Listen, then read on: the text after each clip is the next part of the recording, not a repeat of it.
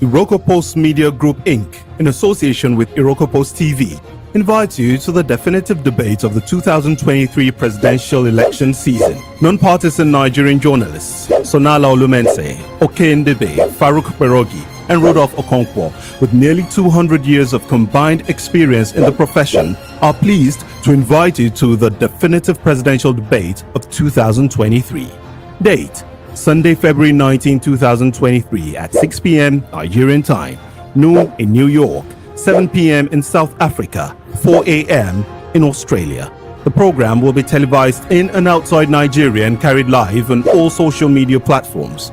Here are the presidential candidates invited. All Progressives Congress Party's Bola Tinubu, People's Democratic Party's Atiku Abubakar, Labour Party's Peter Obi, New Nigeria People's Party's Rabiu Kwankwaso, Social Democratic Party's Adewole Adebayo, Action Alliance's Hamza Al-Mustafa, African Action Congress's Omoyele Sowore, African Democratic Congress's Dumebi Kachikwu, and People's Redemption Party's Kola Abiola.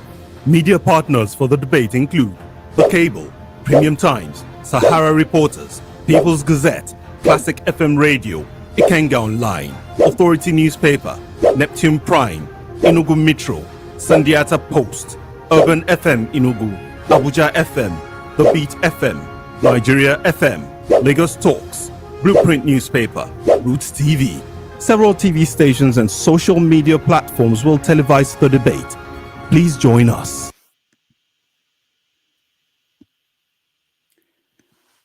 Good afternoon from New York City. My name is Rudolph Okonkwo of Irokopost TV. Welcome to the definitive presidential debate of 2023.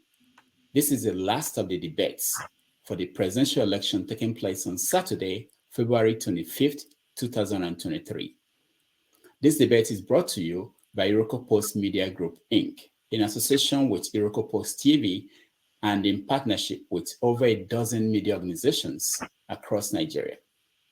Your moderators for today's debate are seasoned, non-partisan Nigerian journalists in America. The first is the great syndicated columnist, Sonala Olumense. Sonala has been a journalist since 1979. He's probably the only journalist still practicing today who interviewed Nigeria's founding statesman, Chief Obafemi Awolowo. Also moderating today is Professor Kendebe. Okay is a writer, professor, and podcaster. He has over 40 years experience in journalism in Nigeria and in America. And last but not the least is Professor Farouk Berogi. Professor Berogi is a professor of journalism in the United States. He's also a blogger and writes a popular column for the Tribune newspaper and People's Gazette. Gentlemen, welcome to the show. I will now hand over to the great Sonala to lead us in this program. Thank you very much, Rudolph. Of the 9 presidential candidates invited to this debate, only a few accepted our invitation. 3 to be precise, and 2 of them are here in the studio with us as we start. By their presence today, these candidates honor the Nigerian people whom they seek to serve as president.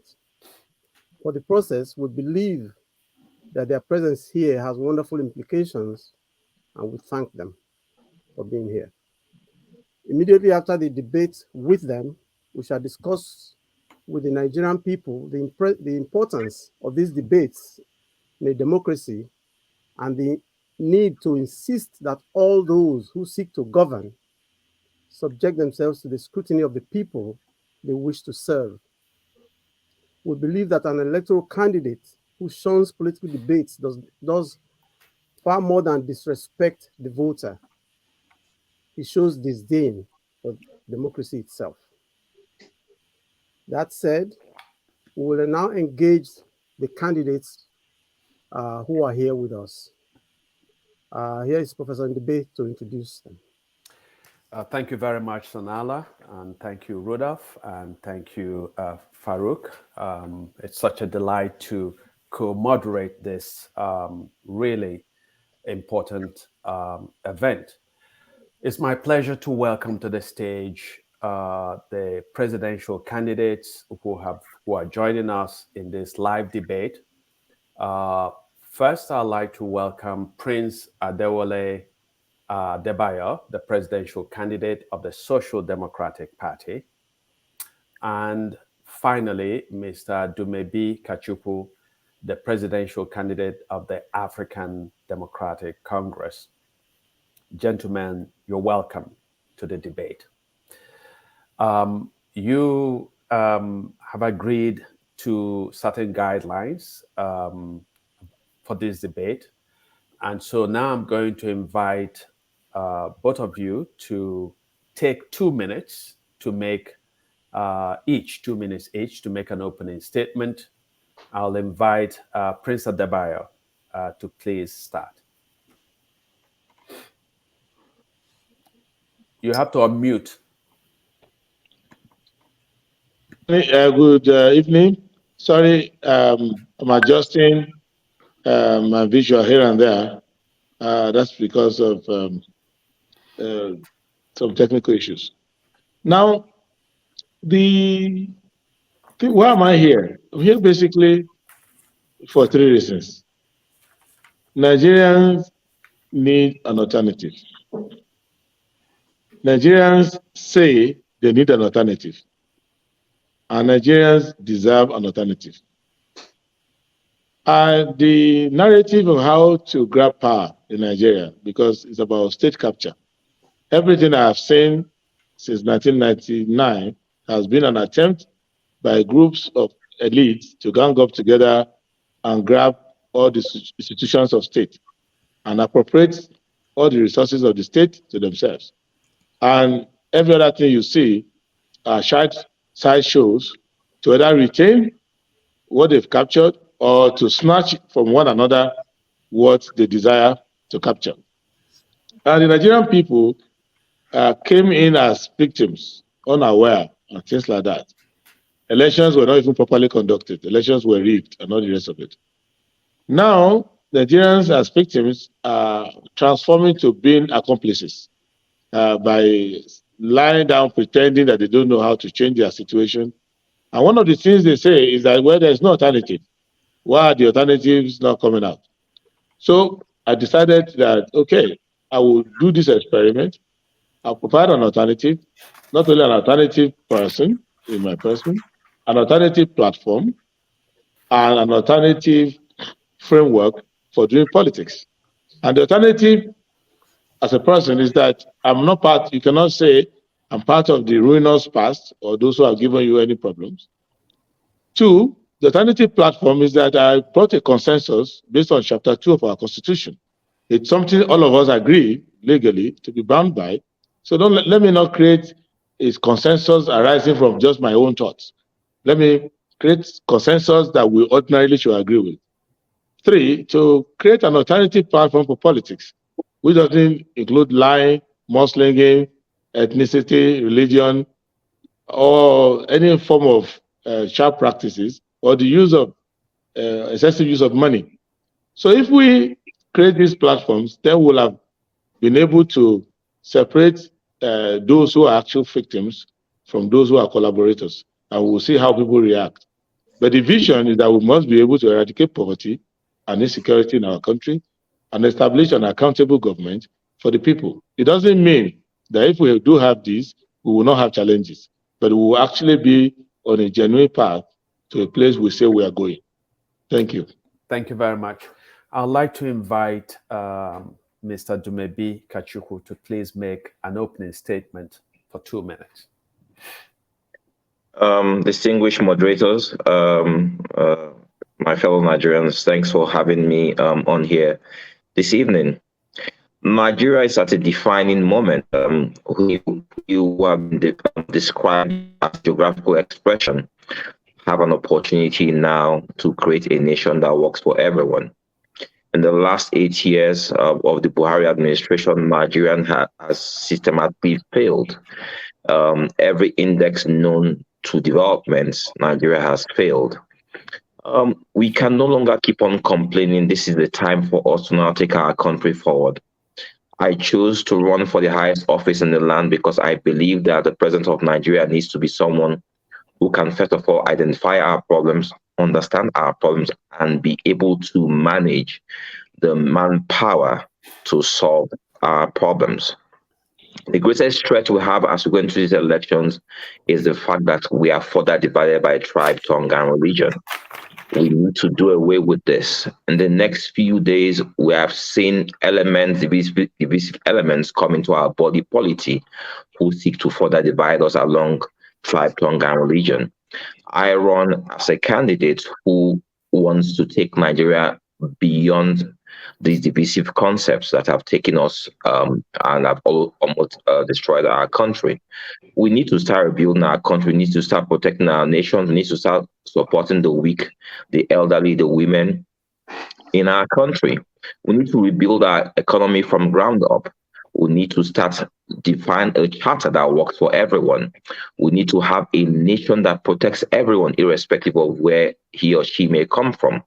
We need to start building an economy that supports our thriving youths, millions of unemployed youths. We need to start creating industries. We need to start creating an enabling environment for people who have the wherewithal, who have the willingness to work to thrive. We need to start recreating an environment where our middle class no longer seek to leave Nigeria and build other countries, but they can stay here and work in a peaceful and a conducive environment to build Nigeria.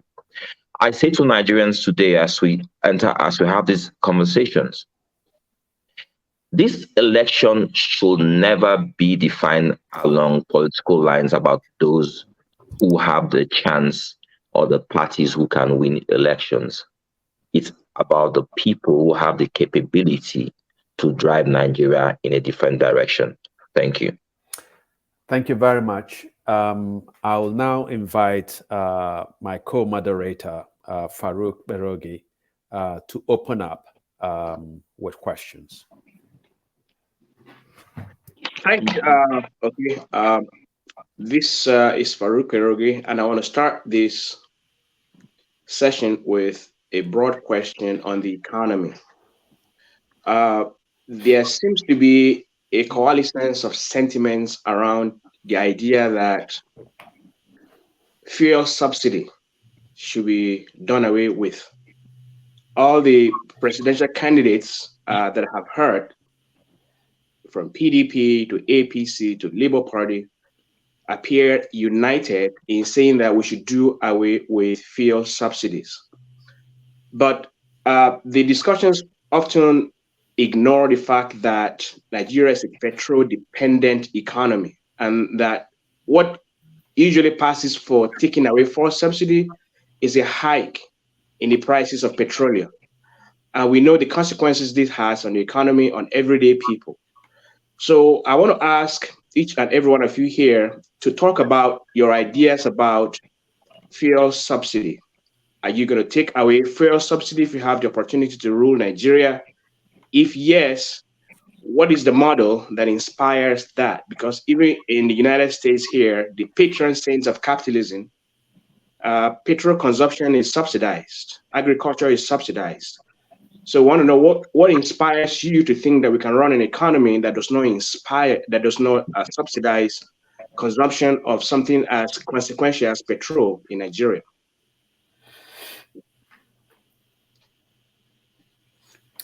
Which candidate? Shall we say, how about you start, Mr. Kachikwu, and then we'll go to Prince Adebayo? Yeah. Okay, thank you. The question has never been about the relevance of fuel subsidy. The challenge we've had as a country is the fact that this has been a gaping hole where a few briefcase billionaires have used to siphon billions of naira from our country. Our law enforcement in the last decade has not been able to put a stop to this. Rather than let a whole nation continue to pay for the crimes of a few people, most people now advocate for the removal of fuel subsidy, and so that they can put the gains in a transparent process that benefits most Nigerians. So if I were to remove fuel subsidy, I'll put what we gain into social infrastructure like transportation, education, healthcare, and what have you. The Jonathan government, when they tried to remove fuel subsidy, we saw them bringing in a lot of buses, trying to ramp up the development of our rail system. But Nigerians didn't buy into that at that time, and we had a lot of protest. We still see the same problems today. What they had experienced then is what we still experience today. We speak about fuel subsidy, but we have disparate pricing across Nigeria. What we pay for fuel in Lagos is not what they pay in Adamawa or in Port Harcourt or in Aba. So because we have disparate pricing across the country, we know that subsidy is not uniform. Some people are paying more for this price, for this petrol price. So if we still have this problem in an import-dependent economy, in an oil-producing nation, we need to start looking at mechanisms that we can use to solve this problem. We then need to go away from PMS and start looking at alternative sources of energy like CNG or PNG or whatever. You need to start looking at the gases, okay, to power our vehicles. We then also need to start bringing in more refineries. We've spoken about refineries for too long in Nigeria, and one begins to wonder, is refining a rocket science? Nations that don't produce oil are importing crude oil and they are refining. How does it make sense that a country like Nigeria that produces crude oil, that we can't refine petroleum products? But let me tell you one of the biggest challenges. Every year, we have almost 100 billion naira, they say, that goes into the refineries. They still don't work, but nobody has paid any price. We've not seen anybody charge to cut. And because of this, because this becomes a pipe that they use to siphon funds, nothing happens. So we need to plug those holes. While we accept that we need to protect our people, we also know that we cannot continue leaving a few briefcase billionaires to continue to ruin our nation. In the last 1 year, we saw the liberalization of AGO and aviation fuel. We are dealing with it. We've plugged that loophole. For PMS, we need more time to do this so we can put in place the social infrastructure that will support our people when we take this out. I guess the same question for Prince Adebayo. Yeah. Okay, let me start by saying that fuel subsidy is a metaphor for how the elite of Nigeria deodorize and beautify criminality. And the most dangerous part of the elite are those who provide the language to mollify grand looting as if it were a government policy. Even the way the question is framed in favor of those who are just economic bandits in the country. Number one, fuel subsidy is not the beginning. What is happening in Nigeria is like a government that guarantees a steady supply of mosquitoes into your bedroom, but is debating whether they should increase or lower the price of prophylactics for malaria. But if they just stop supplying mosquitoes, they will be able to take care of themselves. Number one, we have refineries that can refine 450 million barrels a day for local use and regional export. The thing that they've discovered is that if they capture the 450 million barrels, they can do whatever they like with it, make a swap with it, make it disappear, and not the rest of it. Because it's not everyone who has the energy to go to the creek and steal from the pipeline outrightly. Some just want to steal from the official one. So for that reason, the refineries have been put under disrepair. But those who are in charge of spending money to maintain refineries at the cost center will not let go of that subhead. So that money is still being paid in the name of turnaround maintenance and other endless contracts. So the 450 million barrels, which we decided to refine locally, is what they've gone into all sorts of arrangements into swap. Now, after doing that, another problem occurred. And that problem is that more people who discovered that there's lazy way to make money and especially easy way to give politicians money. So don't be surprised if I'm elected president today, the first set of people after recovering from the heart attack of me being elected, the first set of people to be offering money, private jet, all of this will include those who benefit from this subsidy. They will tell you the easiest way for the first lady to get $10 million without working. So that is what is happening. So the end result of it is that, one, the consumption for the domestic consumption, it doesn't matter how the GDP goes up or down or whatever, 70 million liters are said to be consumed daily. The figures change according to the degree of desperation of the person giving the figure. But the bottom line is that the debate that is being framed to the public is whether you should subsidize fuel for the poor or not. And either way you answer that question, you are falling victim of their syllogism. Number one, we don't need to subsidize petrol by importing. The best ways to subsidize petrol is by local production. If you want to subsidize something, a long-lasting way for your people is to give internal capacity to produce it. So the first thing to do is to give internal capacity to produce our own domestic consumption. One, by making sure that the 4 refineries work, 2 in Port Harcourt, 1 in Warri, 1 in Kaduna, and they could work under an O&M contract anytime. Secondly, technology has improved now for refining products. So with a cracker on a modular refinery, you should be able, in 18 months, even some of them, you can wheel them across the sea. So you should be able to put about 20, even if you lease them, they will start producing enough for you. Thirdly, we need to understand that people use petrol for the least important of our productivity. We use it to move around. Like yesterday, as I was roaming about spreading my message, I was using petrol in my cars. However, the food I ate, the clothes I wore, everything else is powered by diesel. Vehicles that carry most of these things are on diesel. The power that generates in my house, other people's houses, is either diesel. In my own case, I use solar, but most people use diesel.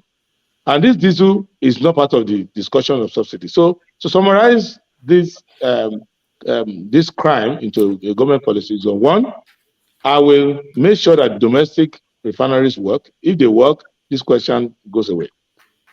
Second, I will ensure that public transportation is done on gas. I'm sure that Farouk will know that in Atlanta, Marta runs his buses on natural gas. And with a Marta card, you can always, if you are old, if you're a public servant, whatever you are, once you have a Marta card, you can actually use the card. And they don't care about the price of petrol. So those are the things we need to do in our cities to make sure that if you're a public servant, if you are a student, if you are employed, it's part of your right to have a card. And CNG buses, there are so many of them, I know where they are in various warehouses. Canada alone, if you can tropicalize some of their own, they will send it to you. It's all over the world. We can do that quickly. And we have converters that can easily be installed. So what I will do is to make sure that I remove petrol from the discussion completely by building a refinery and by making sure that public transportation does not depend on it. And at the end of the day, this issue of subsidy will not even arise at all. Can I come a little bit here? I think there's a fusion of 2 distinct issues. One is corruption in subsidy administration and the notion of subsidy itself. I like Prince Adebayo's response, but it's more futuristic. Now I'm saying, as it is right now, the refineries are not working, and it's not possible to get them to work in the next few months. Let's start there. Do you think that there is merit in tackling corruption and ensuring that subsidy gets to who it deserves to go to? Because discussions on subsidy always ignore the subsidies that sustain the Sabbatarian lifestyles of the elite. There's way more money spent in sustaining the elites, in subsidizing subsidizing lifestyles of the elite than in ensuring that petrol prices or gas prices are within reasonable limits so that they don't affect transportation costs, which affect the prices of commodities in the market. So there's a domino effect when the cost of petrol is high. Although it does not power food, it powers so many other things that determine prices. And that affects the lives of the people. So corruption is one thing. And I get it that we should not enrich a few fat cats in the name of subsidizing petroleum products. But the debate has moved in a completely different direction, which is that subsidy is evil. It should be done away with. And that is where I want us, well, that's the problem that I want us to address. Where do you stand when it comes to subsidizing the life, of everyday people who are exposed to the elements, who need help? And the idea that people don't need help has no basis in any system of governance that I've ever known. I live in the United States here, the patron saint of capitalism, the belly of the beast. No one says you should not subsidize petroleum products. Petroleum products are subsidized right here. As I'm talking to you in Georgia, we pay way less than most people do in other parts of the state. How do they subsidize it? Gas tax holidays. The federal government, that is done as well. So that's the debate I want us to have to face. You see, when you are running a government, you are trying to solve actual problems of the people. In the course of that, there are 1,000 debates people want to get you into. You decide, if you are running a proper government, you decide which debate you want to get into. There's a debate, some debates are just straw man debates. A straw man debate, you just go into it. Whether you win or not, the person who is committing the crime is escaping. One, if we are talking of subsidy, petroleum subsidy is not the biggest subsidy. For 1.something trillion that we are shouting about, naira for subsidy, we have 16 trillion in industrial subsidies that don't produce any productivity, wafers and all of those things. So there are a lot of subsidies. So once I come into government, number one, the corruption side goes away. Because you could see where, that's why I'm running a shoestring budget. That's why I'm not doing live streaming, any of these things. That you can't trace the money of any of these people to my campaign. That's number one. So once we come in, the subsidy guys, majority of what is contained there is the fraud. Majority. It's not like 10%. You can ignore 10% fraud, 20% fraud should not even be ignored. But if you are powerless, you can ignore that. But you cannot ignore 75% fraud. That's what I'm letting you know. So the first thing, once I come in, I will verify there's no MD Rudolph that has not sailed into West Africa in about 13 years that would end up collecting money for supplying to Atlas Cove. And there is a non-existent MV Farouk. There's no ship called MV Farouk, but we are paying for it. So that one we can end immediately. It's not futuristic. We come in, if we can survive, we can run a stable government that can survive all the backlash, the media that they will hire and give money to, and also the riots they will put on the street. We can immediately stop that fraudulent part of it. And they can go to the corrupt judges in the High Court and get a High Court order that they have a contract, they have to pay them. If we can survive all of that, we will stop majority of the money going to fraudulent hand without even announcing any policy on subsidy at all. Secondly, if we can get NNPC has gone into some complicated contracts, which I want you to understand. There are a lot of complicated contracts that NNPC has gone into over this swap, which whether or not you even receive these petroleum products, you already have it to pay. You cannot just terminate because they've tied our hand in many ways. But what I'm letting you know is that I will systematically, without even making any changes to this issue of subsidy, one, I will remove the 16 trillion. That's why you see a lot of big men will start to check themselves into psychiatric hospital. I will remove 16 trillion that we don't put in our budget, that we give to so-called industrialists who don't industrialize anywhere. If I do that and do other checks, the money being spent on subsidy, about 1% trillion, will not be my priority. It's at number 7 in my list of things which I need to eliminate. But I will eliminate in a way that it won't affect the pricing of petroleum in the market. Okay. Does Dumebi have have any response to that? Okay. I believe Farouk. Yes. Can you hear me? It You're going breaks. in and out. Yeah. It breaks. Can you hear me? Yes. Go ahead, Yes, please. now. Okay, is it better? Is it better now? Yes.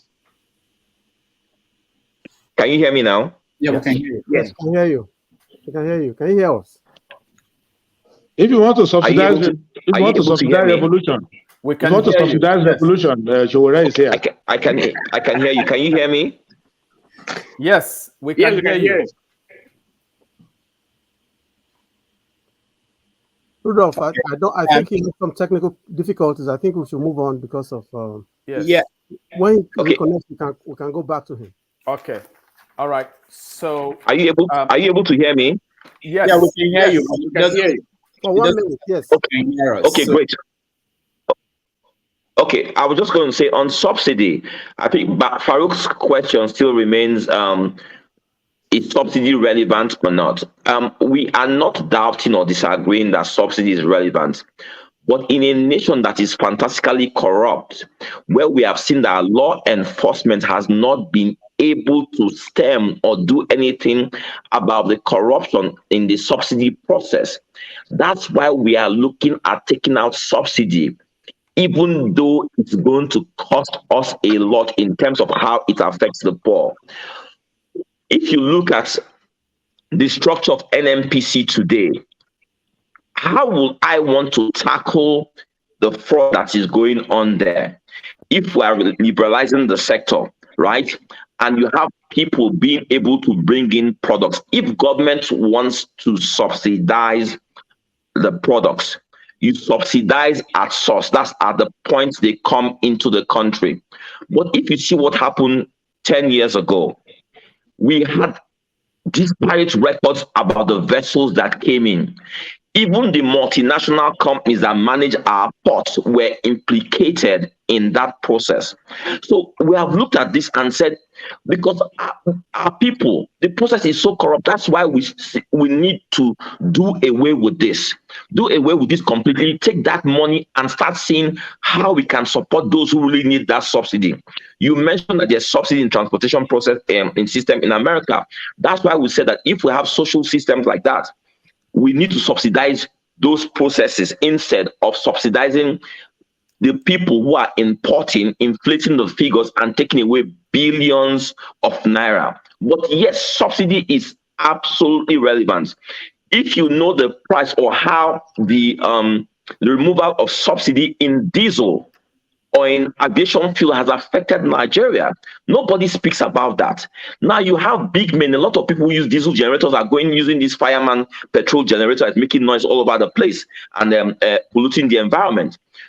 But it's a big cost on our industries and it's affecting Nigeria greatly. And this is because we are not able to manage the corruption. If we say dedicate personnel, dedicate manpower, and use technology and processes to face or tackle the corruption, how long before we get there?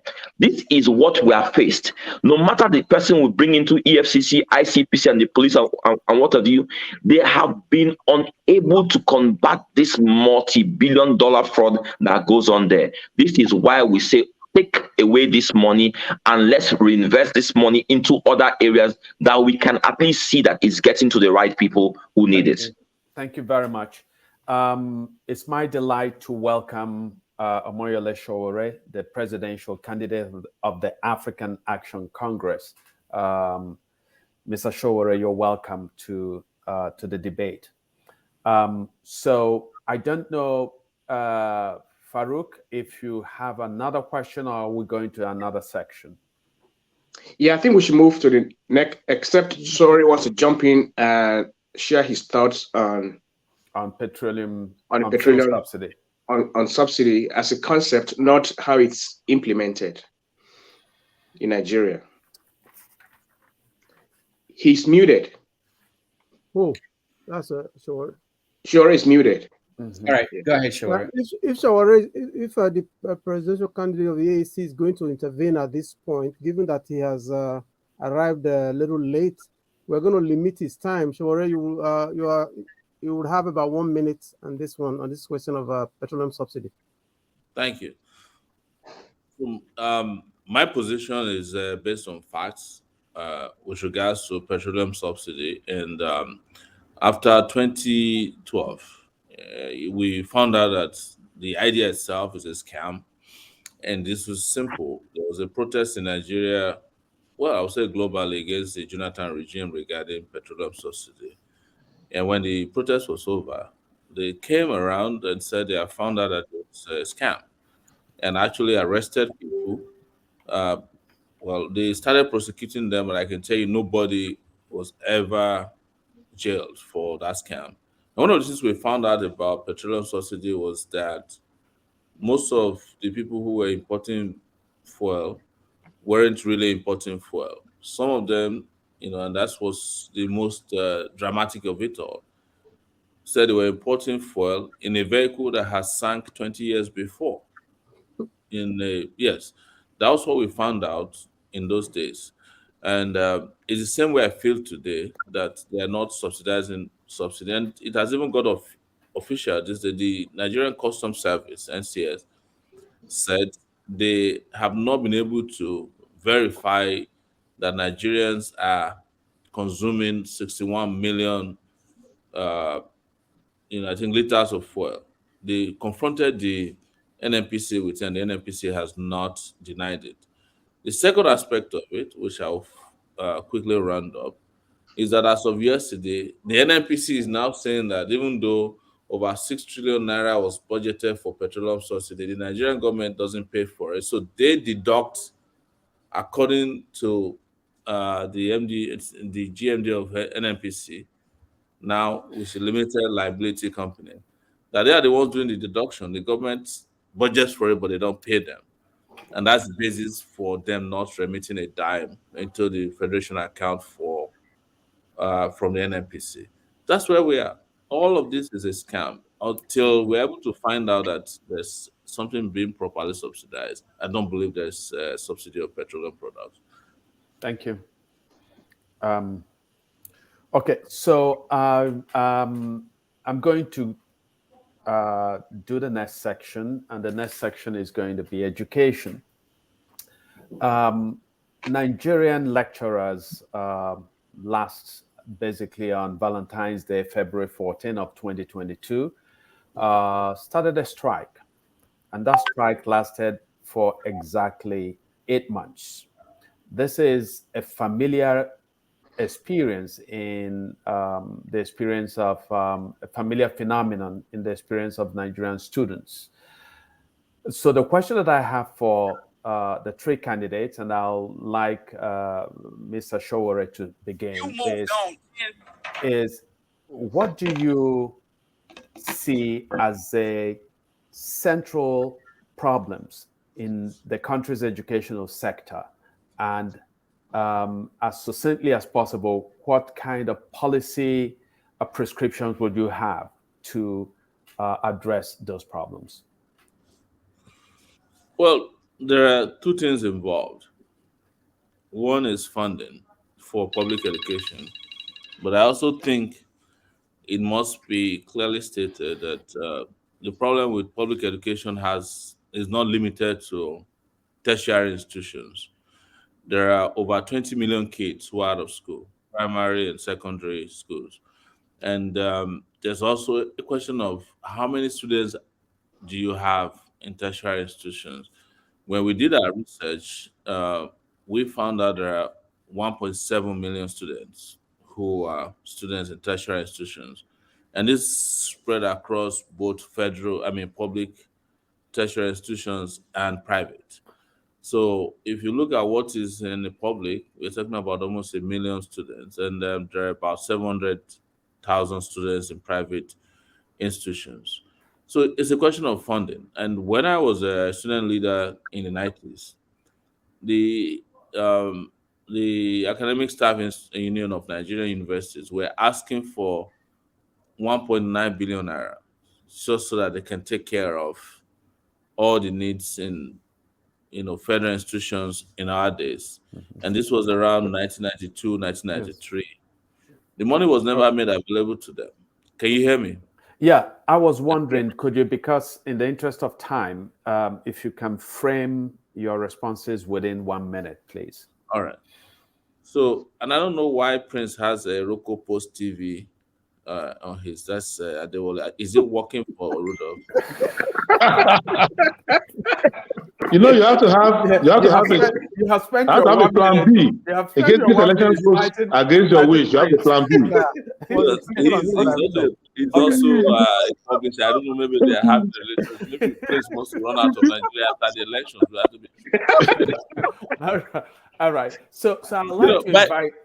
Yes, I'd like to invite Mr. Kachikwu actually to respond to that question quite very briefly. What you define as the central problems of education in Nigeria and your solutions. Okay, I think that the major challenge we have with education in Nigeria is that we have not redefined education for the modern day, and we have not redefined education for the future that we want for Nigeria. When China decided that they wanted to be an industrial giant, they had to redefine education to support their vision. We don't have a vision that we've tied our education charter to, and that's one of the greatest challenges. You started by talking about the ASU strike. Yes, the ASU strike had its merits on both sides, but one of the greatest challenges you have within the education sector is the fact that those who lead us, those who manage our processes, there's a huge disconnect. So what will I do as a solution, right? We need to ensure that those who lead us actually feel the pains of those who they lead. I have long proposed Nigerian Patriot Act, which simply states that public officials, those directors of companies that derive their operating license from government, their families, their children, they must all go to public schools. They must not use generators in their houses. They must not have boreholes in their houses. They must travel by road unless it's an emergency.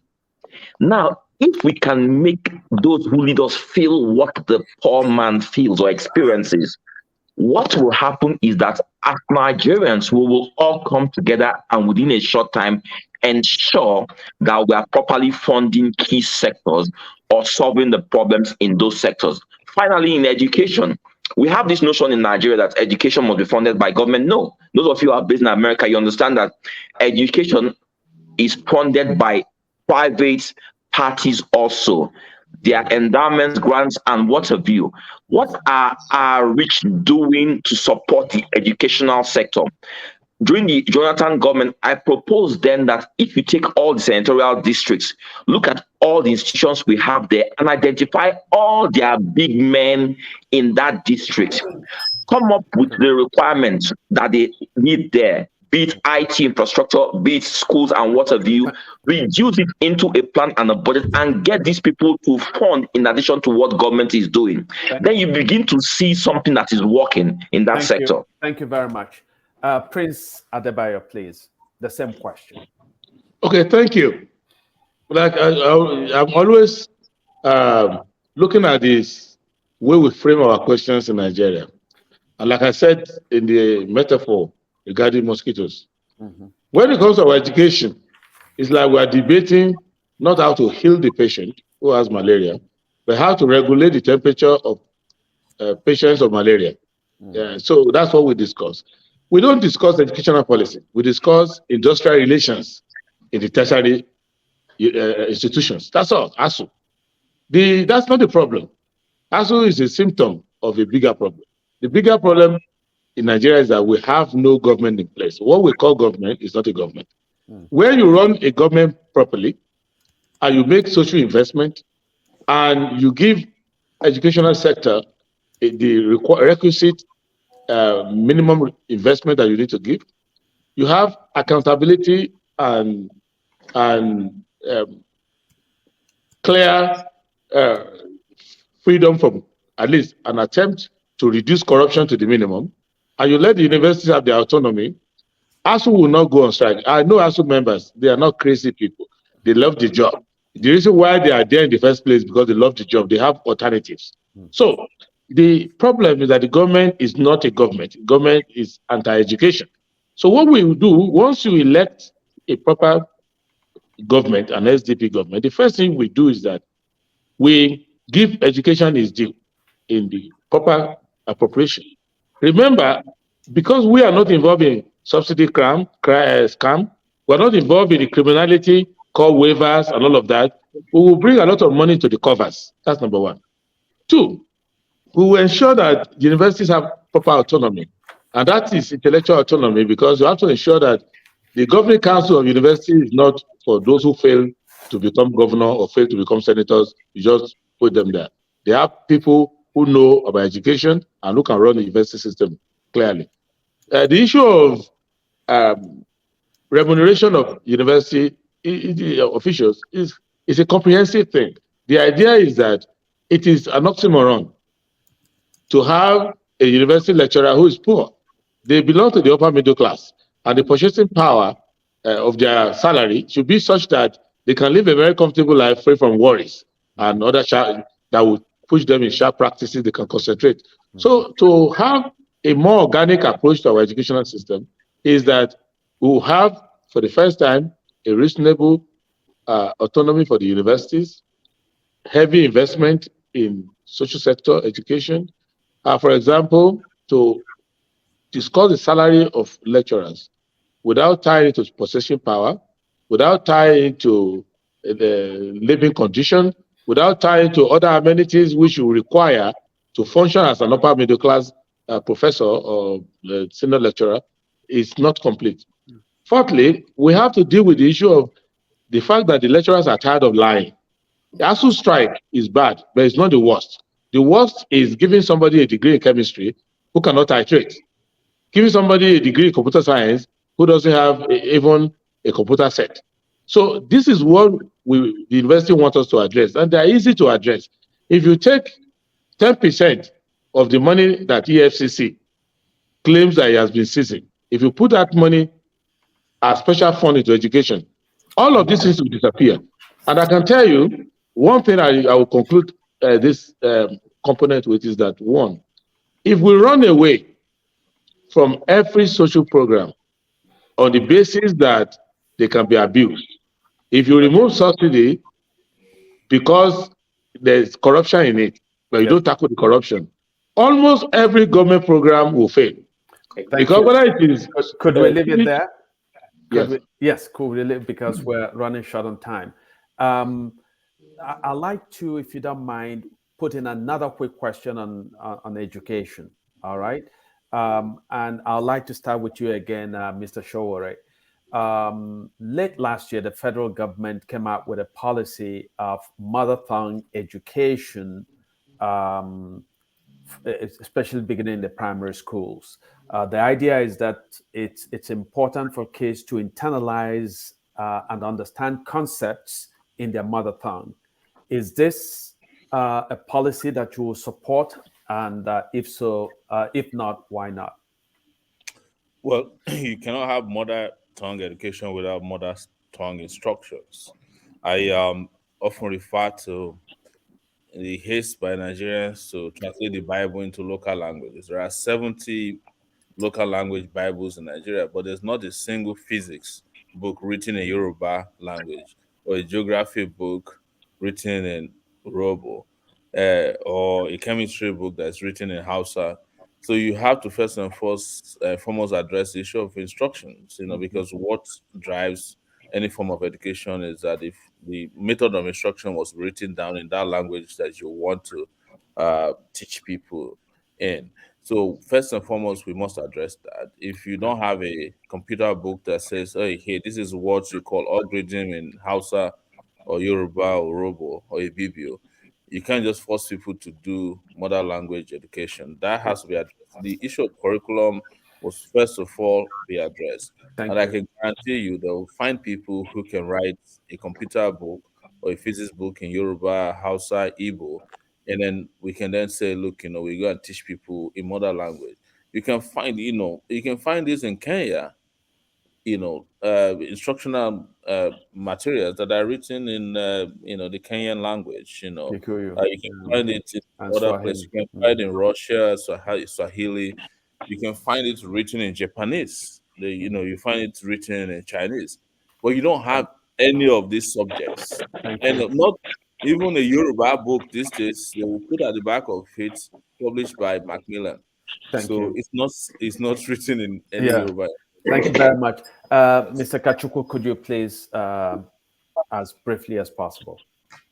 Yeah, it's very simple. While it seems to make sense, on the other hand, in terms of implementation, it doesn't make sense. How do you protect the minority languages in a nation like Nigeria that has a lot of languages? How do you decide that you are going to go with three main languages, Hausa, Igbo, and Yoruba? What happens to this feeling that ethnic minorities still continue to have in Nigeria, where we seem to say they don't exist or they are invisible to us? So when we look at that, and that's one of the reasons why English has been chosen in Nigeria as a national language of some sort. I think going back now, trying to revisit or bring up this issue of languages in instruction in our educational system, and then the time it takes you to tutor the instructors in those languages and dealing with all the languages. How do you deal with which language you will use and what have you? I believe that we should focus our energies in dealing with the vision we have for education in this modern age. Thank you very much. Mr. Prince Adebayo, please, briefly. Well, I can say that it's a fallacy of false dilemma. You can do all of the above. There's no problem with that. You can be fluent in English, which we require, is the business language in the world. And one of the few advantages we have anywhere we go in the business world is that we speak English. Hopefully, we'll continue to speak better English with the generation that we're raising now. Second, that we don't lose our indigenous languages as well. And for someone like me, you am required to be fluent not only in English, I will be fluent in Yoruba, I should be fluent in Ondo language, I should be fluent in Arabic as well, because I have some Islamic tradition in our family. And I also should be also fluent in French. So anything. The important thing is that we cannot centrally control everything.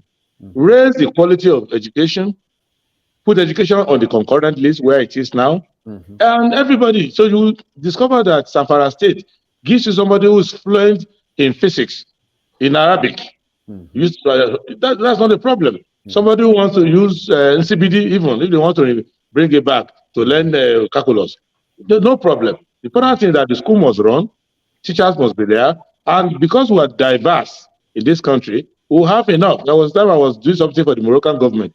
They said their best Arabic translator was a man from Ilorin. So, there's no problem. We are over controlling everything. Yeah, Let's raise the quality and the standard. That's all. Thank you very much. So I'm going to hand over the baton to my great colleague, Sonalo Olumese. Thank you. Okay. Well, we are running out of time, so I'm going to appeal to the candidates to be even briefer in their responses to this. This segment is about multidimensional poverty in Nigeria. We've become the poverty capital of the world, the United Nations Sustainable Development Goals and the Agenda 2063 of the African Union both regard this problem of poverty and inequality very highly. My question to each of you, beginning with Adebayo, is this: what will you do and how will you make sure that your response or proposed response to this question of poverty and inequality works? The question is for who?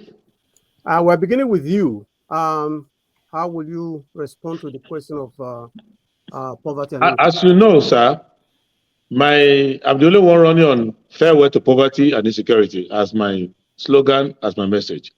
And Nigeria being poor, I'm not surprised that we're the poverty capital of the world.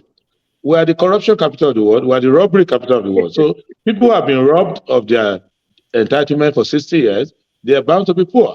But the good thing is that poverty can leave this generation by, one, stopping the robbery, making investment in social sector, making sure that we invest in agriculture, we invest in things that make people poor, housing, we invest in generating full employment. There's a way I can rewrite the current budget when we come in. If we rewrite the current budget and you take the procurement away and rewrite it, we will be able to lift at least 60 million people out of poverty. So the most important thing is that poverty here is not an accident. It is a government policy that it brought people to be poor. The country itself doesn't want you to be poor. Every environment. I traveled yesterday. The length that I traveled yesterday is bigger than Western Europe, and I didn't meet any government presence in Taraba, in part of Adamawa, in part of Nasarawa. So, in conclusion, poverty can be programmatically reduced and eliminated in Nigeria, but you have to have good governance that is making social investment in things that make people poor. And that is very clear. If you don't do it, you can be part of the statistics for World Bank or anybody forever. Mr. Kachikwu, please, 1 minute. I believe that Nigeria is running out of time on how to deal with the poor in Nigeria. I believe that we have less than 6 months to deal with the poverty rate we have in Nigeria before Nigeria begins to implode. How do we deal with poverty? First of all, government has to begin to understand that government has to provide an enabling environment for all her citizenry to thrive. That's the role of government. If we understand that, government has to now begin to look at all our assets and how to activate those assets so that Nigerians can build upon the assets as a foundation for them to thrive in the year 2023. It will interest you to know that we still in this year continue to export raw materials to other nations, whereas what we ought to be doing to create jobs in Nigeria is for us to ensure that those companies that need those raw materials, they should come into Nigeria and produce and manufacture in Nigeria. If we look at the service-based industries where we see Nigerians are thriving, like artists and what have you, what is government really doing to build platforms like Fiverr, Freelancer, and what have you, so that people can stay at home with good broadband service and export their skill sets all over the world? What are we doing with tourism? Our big men leave Nigeria to Miami, the Caribbean, and what have you, for the same water that we have passing Echo here. There are so many areas that we can use to begin to create employment for our unemployed so that we can start helping our people. And then we need to start looking at how to support our weak, our poor, our elderly, our youths. We need to start looking at, when we speak about subsidy, beyond subsidy, we need to start putting social systems to help these people get through this trying period. Okay, thank you very much. Mr. Sowore, you have the last remarks on this subject. Then I'm going to go to Farouk, who's supposed to be handling our next segment, so that maybe he can combine both your next remarks, and our closing segment together. Okay. Oh, you want me to ask the question? You're going to be handling the segment on security.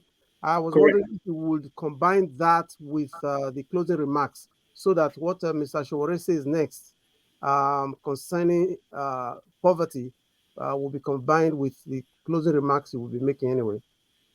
Can we do that? Okay, so you want me to proceed to ask the question on security? Yes. Or no? The question has been asked. I guess we're inviting Sowore to answer that question, but also to build in his closing remarks, yes. into that.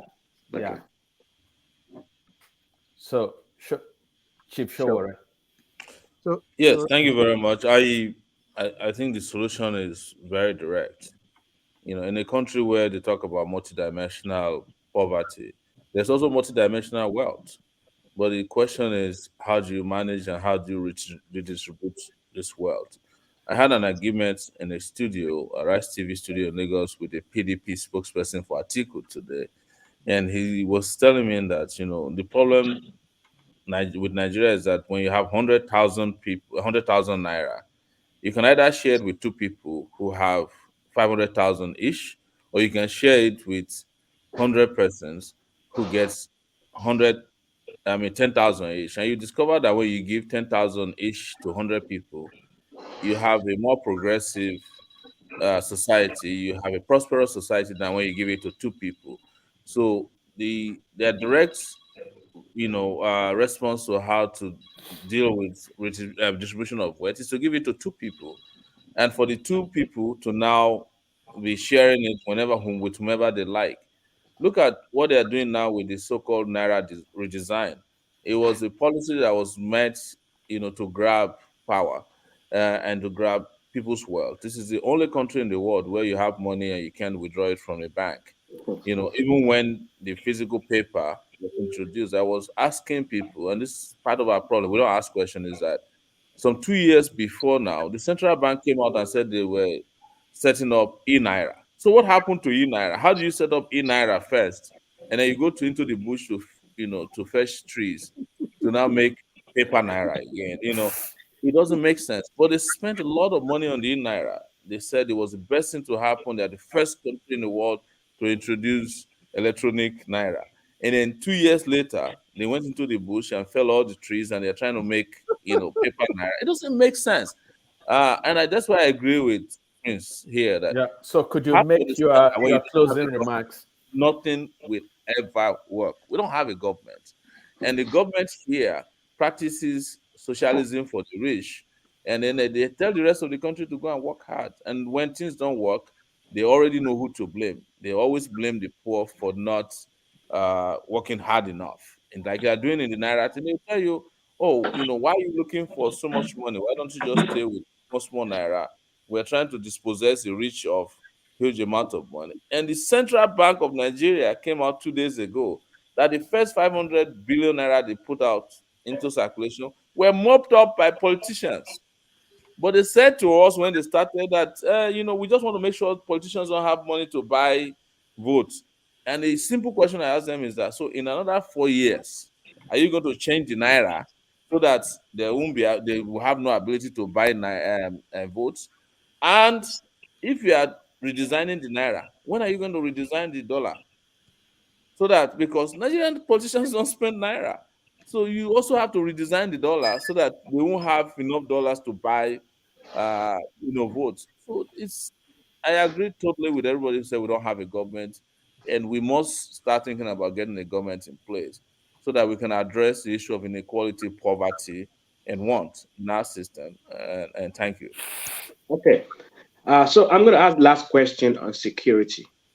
We know that one of the issues that dogged the Goodluck Jonathan administration, which became the basis for its ouster, was the what we thought the deepening and breadthening of insecurity. But now we've seen increased bloodshed all over the country, and it appears that every year is more insecure than the previous year. So, what policies, programs, thoughts, perspectives, insights do you guys have on how to bring about lasting security in the country? How to reverse the theaters of bloodshed that continue to envelop the country? I'm going to start with Mr. Dumebi Kachikwu. Please, 1 minute. Thank you. Yeah. Tax security in 1 minute. Okay, first of all, we have to understand that what's going on with security stems from, one, our economic challenges, two, our divisions as a people that are based on tribe, tongue, and religion, three, the fact that we have an extremely porous border, four, we have a president whose body language seems to suggest that his kith and kin from any part of the world can waltz into our country, live in our country, take over our farmlands, and do whatever they need to do in Nigeria. If we understand all this, then we now begin to know how to tackle security. I believe that we don't have enough personnel on ground to deal with the different theaters of war we have across Nigeria. I will immediately bring on board 200,000 men and women from the civil defense and police, because they are already trained in the art of carrying weapons to complement the war effort we have now. I will then immediately go after those who come in through our borders. We need to start bringing up those walls, and we need to start using technology, drones, USVs, and UGVs to tackle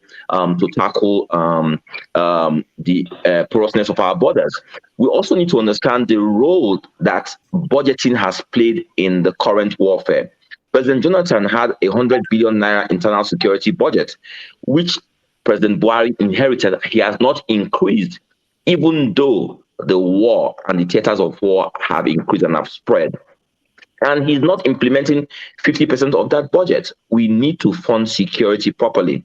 If you remember what happened with the Kaduna train bombing, imagine a situation where you have to do about 8 sorties a day to monitor that train line.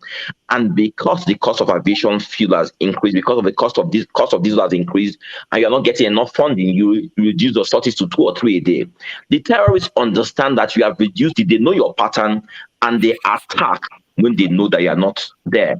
That's why you hear that you have 100 motorcycles and vehicles going across Nigeria with hundreds of people and nobody sees them, because we are not properly funded. We need to fund these people more. And then Nigerians need to understand that Nigeria is at war. We are one of the only nations in the world where we are at war, and most people don't actually believe we are at war until the war gets to their doorstep. If we are at war, if we understand we are at war, the local gathering of intelligence will improve to help our security agencies. Then our security agencies need to be more coordinated. We have a non-functioning NSA now that has not helped the war effort. It just seems to exist on paper. And that's why there's no serious coordination amongst the different security agencies.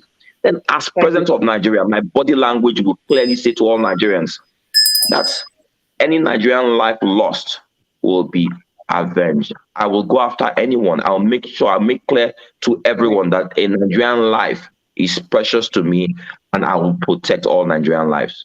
Thank you so much. Next, Prince Adewole. Okay, let's take it clear. Let us have an appreciation of the situation.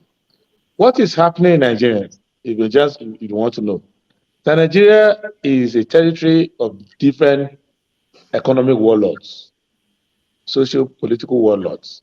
So Nigerian elite, as we call them, even though they look like us, they have the same skin with us, some of them are relatives, they are actually like drug lords who have shared the country into territory. So what you find you call insecurity is like you go to Miami in the days of cocaine trade, and warlords are fighting over territory. That's number one. So the first thing you need to do is to form a government that the warlords are not fighting over that government. That's what is happening in Nigeria, number one. And number two is that the warlords in Nigeria, some of them are representative of international concerns.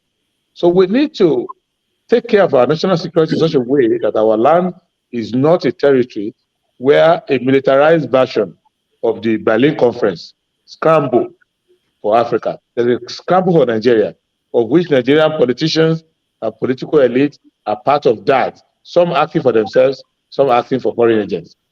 Second is that the security architecture, it doesn't need funding.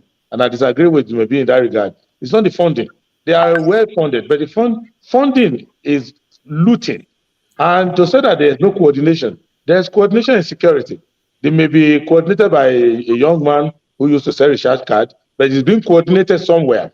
And the coordination is based on appropriation and spending. If you look at the amount of money being spent off balance sheet, it's a very serious amount of money. The third issue is dealing with intelligence. The intelligence in Nigeria is all over the place. I have traveled around the country. I've been to Madagali, I've been to Baga, I've been to Mubi, I've been to the West Corridor in Niger State and all of that, further up down to Kwara and up to Kebbi. There's no part of Nigeria that I have not been to, and there's no part of Nigeria that Nigeria Army cannot handle. But the issue is that there's a cadre, I don't want to be, maybe from course 35 upward, they have made up their mind that they are going to become terrorist billionaires. And if you look at their seniors who came before them, many of them retired and looking for their pension. But very few army generals who have retired in the last 10 years is go to pension office to collect money. They've made enough money. So this is what I need to coordinate in my government. Lastly, I have to ensure that the Nigerian people themselves get busy with full employment, get busy with other activities. That's the only way you can deal with security, because national security is not always kinetic. There's some aspect of it that you have to deal with before you deal with how many bullets you've got and all of that. It's a comprehensive issue. 1 minute is not enough, but I touched a piece of it. Thank you. Lastly, Mr. Sowore. Well, let me ask my friend maybe if he found out that his party has endorsed another candidate today. I know we are not supposed to discuss this publicly, but that's part of insecurity that is ravaging Nigeria. That you have a party, he has a candidate, and the party doesn't believe in their candidate. But go ahead. That's the fake executive, not the real one. The real one is still with Dumebi. No, that's so. But the other thing to discuss about security is to understand levels of insecurity, and I have divided into two. I mean, three. The first most important security that we don't discuss in Nigeria is the security of persons in terms of their economic security. And when you don't take care of that, ensure that people have jobs, they get their pension paid on time, and they have some form of security that shows that when they're vulnerable, the system is out there for them. If you don't take care of that one at first, it doesn't matter how many bullets you have, you're wasting your time. I just came from Bauchi recently, and I actually found out that the best way to be insecure in Nigeria is to be driving around with a huge convoy of security agents because that attracts the attention of people who are looking for targets. And the other part of it is to understand security beyond physical security. Look at it from economic security. In Nigeria, for instance, no many people talk about cyber security, and in the next 10 years the war that is fought against nations will be on the internet. You know, nobody will have to leave their house to shoot at anybody. They look at your water resources and how it is generated. They look at your waste management system. They look at your airline system, and they shut it down just with a stroke of computer. And nobody's talking about that here. Nobody's talking about national security, which is who is a Nigerian? How do they come in through the border? How do they live? These are fundamental issues that are not being addressed. But the second aspect of it is to also look at what are the low-hanging fruits for security. For instance, I mean, to fight security. For instance, why is it that the nation of Nigeria with 200 million people don't have drones that can track and attack? The only drone base on the continent of Africa is based in Mali, is owned by the US. The US will tell you, and because we meet them all the time, the agents in town will tell you that if they want to wipe out Boko Haram, it will take less than 1 week. And this is because they have solid intelligence of their location, their movements. They have infrared equipments all over Nigeria every time. But their interest is not to save Nigeria. Their interest is to colonize or recolonize Nigeria. So they're asking Nigeria for a base, the African base, for them to help Nigeria. And like Prince have also said, insecurity has become a big business in Nigeria. Any security system that moves from an ordinary security system and becomes a business can never be resolved. All the army generals, the inspector general of police, the NIA, we met with all of them at a recent meeting, and I can tell you how incompetent they are. They are more interested in how much can we make from the situation, and they don't want this insecurity to end. Quote me, there's nobody in the armed forces that want insecurity to end, because if they do and there's no more insecurity, they'll have nothing else to do. And they like to keep making money. Even you can ask other candidates who are here, for us to get police protection, you must be willing to pay the Nigerian police. You pay from the CP, the policemen who are following you must be paid individually. So how do you expect Nigeria to be secure when from the inspector general to the last person who is following you wants to get paid? It's the same thing that they do with terrorists. The terrorists know them, they know the terrorists. I can tell you that. But there's a place in Borno State, for instance, where there's a boundary between Nigerian army and Boko Haram. They supply drugs to women across the border, and they are fine. They have no problem, and they allow them free movement across the border and back to Nigeria. But if anybody goes to that place to come and take over, that it is the Nigerian army that will kill you, even if you are in the Nigerian army. So these are issues that are not being talked about, and it's very important. And we keep saying this again, because if you look at even the platform that we have here, the people who claim to be frontliners will never come here. Not even the ones that some of you believe in. They will never come here because they don't have the capacity to have the kind of conversation we are having now. One final thing I will say is that these are some of the finest people you can find in this election. Prince, Dumebi, myself, there are some others. And I've actually set up a government based on this fine gentleman here. Prince is going to be our Attorney General. Dumebi will be Minister of Petroleum.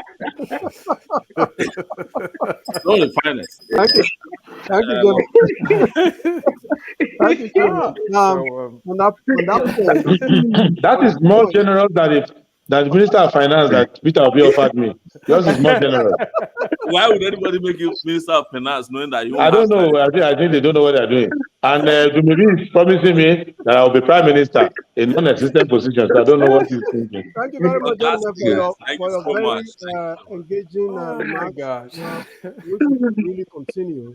But we're going to give you one more stab at the microphone in 45 seconds per man.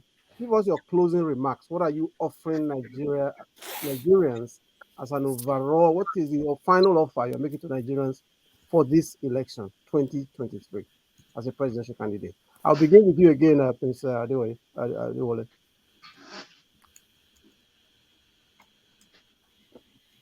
Prince, we are beginning with you on this point. Are you ready? Prince, you have the floor. maybe. He's frozen. Okay, let's begin with Mr. Kachikwu then. The final. Thank you very much, my distinguished moderators, fellow Nigerians. I thank you for the opportunity to listen to me tonight. Like I said earlier on, Nigeria is at a crossroads with this election. We need to face who we are, face our realities as a people. We are entering an election that seems to be determined or being defined by tribe, tongue, and religion once again. Our fathers handed over these problems to us, and we seem to want to continue living with these problems and want to hand over these problems to our children. I, as your president, or if given the honor to being your president, I will immediately tackle this problem headlong. We need to first and foremost build a nation, define a charter that ties and binds all Nigerians, so that we can say that this is the charter we signed on to, and then create a constitution based on this charter. Only when we do this can we begin to have a nation that Nigerians can be proud of. Only when we do this can we stem the tide of the middle class who leave Nigeria in droves every day because they no longer believe in Nigeria. Only when we do this can we begin to get our people to see themselves as one. The internal fights we're having that destroy our people, the regional fights we have, the community clashes we have will stop when we understand that we are one people. We are not one people. We need to tackle that headlong. As your president, I will immediately tackle the unemployment issue headlong. Over 40 to 60 million Nigerians who are unemployed, hopeless, helpless, not knowing what to do on a daily basis, nobody supporting them, nobody pointing them in the right direction. We need to retool these people. We need to repurpose these people. We need to let these people know that they are important. Nations identify their people as their asset. In Nigeria, our key asset seem to be oil and gas and our other solid minerals. I will let Nigerians know that Nigerian people are the real assets of Nigeria. In understanding that they are our assets, we will then use our God-given minerals to work for the Nigerian people and not the other way around. We need to plan for the future. Our future is being redefined by the virtual world. Our foreign affairs will be defined by the virtual world. In Nigeria, we don't seem to understand it. We control none of these infrastructures. Look at Metaverse, Instagram, and what have you. We don't control this infrastructure. And the day they shut us out, shut us down, our millions of youth who operate, who build businesses on this key infrastructure will lose their means of livelihood. We need to elect people who understand the modern reality of today. People who understand what the future is speaking about, so we can start planning for a new era in education, a new healthcare system that brings people to Nigeria, building modern infrastructure for our people, where we understand that broadband is a right to the modern Nigerian and not a privilege. We need to let our people know that government is a big brother, not just to protect them, but to love them and support them. We have never had leadership in Nigeria. Nigeria has failed along the lines of leadership, but we must reinstitute the culture of leadership. And finally, Nigerians, we are where we are today because followership. The Nigerian people allowed desperate men to rule us for this long. we've come to this defining moment, and we still see what's happening. Three of us are here on this platform today. The rest refuse to come here. The mistake they have made in not coming here is that they cannot discuss the issues that are fundamental to the well-being of Nigeria. Were you to elect any of those people, they start disadvantaged because they don't understand the issues and they have not had the benefit of the fresh ideas we've discussed here today. Even though the time is short, we've discussed ideas here. And that's what Nigerians need. Fresh ideas to take Nigeria in a totally different direction. As your president, I will love you, I will support you, I'll protect you, I'll ensure that I build a nation under the green, white, green of our flag. Thank you very much. Thank you. Prince, please, you're next up for your closing remarks. 45 seconds. Prince? Okay. I think Prince is actually seems to have disappeared. Yeah, he's frozen. Hello? Yes. We can hear you now, Prince. Go ahead, please. Thank you. The first is that we owe it a duty. Yes. I know about our culture and tradition and so many things. We usually look unto God and divinity to do most of the things for us. But our problems, even though we put them in prayers, they're not spiritual. Our problems are problems of governance. And every country in the world faces the same question. The difference between us actually set up a government to address these issues. The reason why I'm here today is the emphasis that we need to have alternative narratives to development. And the narrative to development that I have is that we have to fulfill the promise, fundamental objectives, and directive principle of state policy. And that doing that will enable us to eradicate poverty and unemployment and insecurity. And to do that, we need to have accountable politics. A politics where someone comes, states his ideas, and puts his own life and profile in front of you for scrutiny. And you scrutinize both their life. And if you look at that and you believe in it, then we can.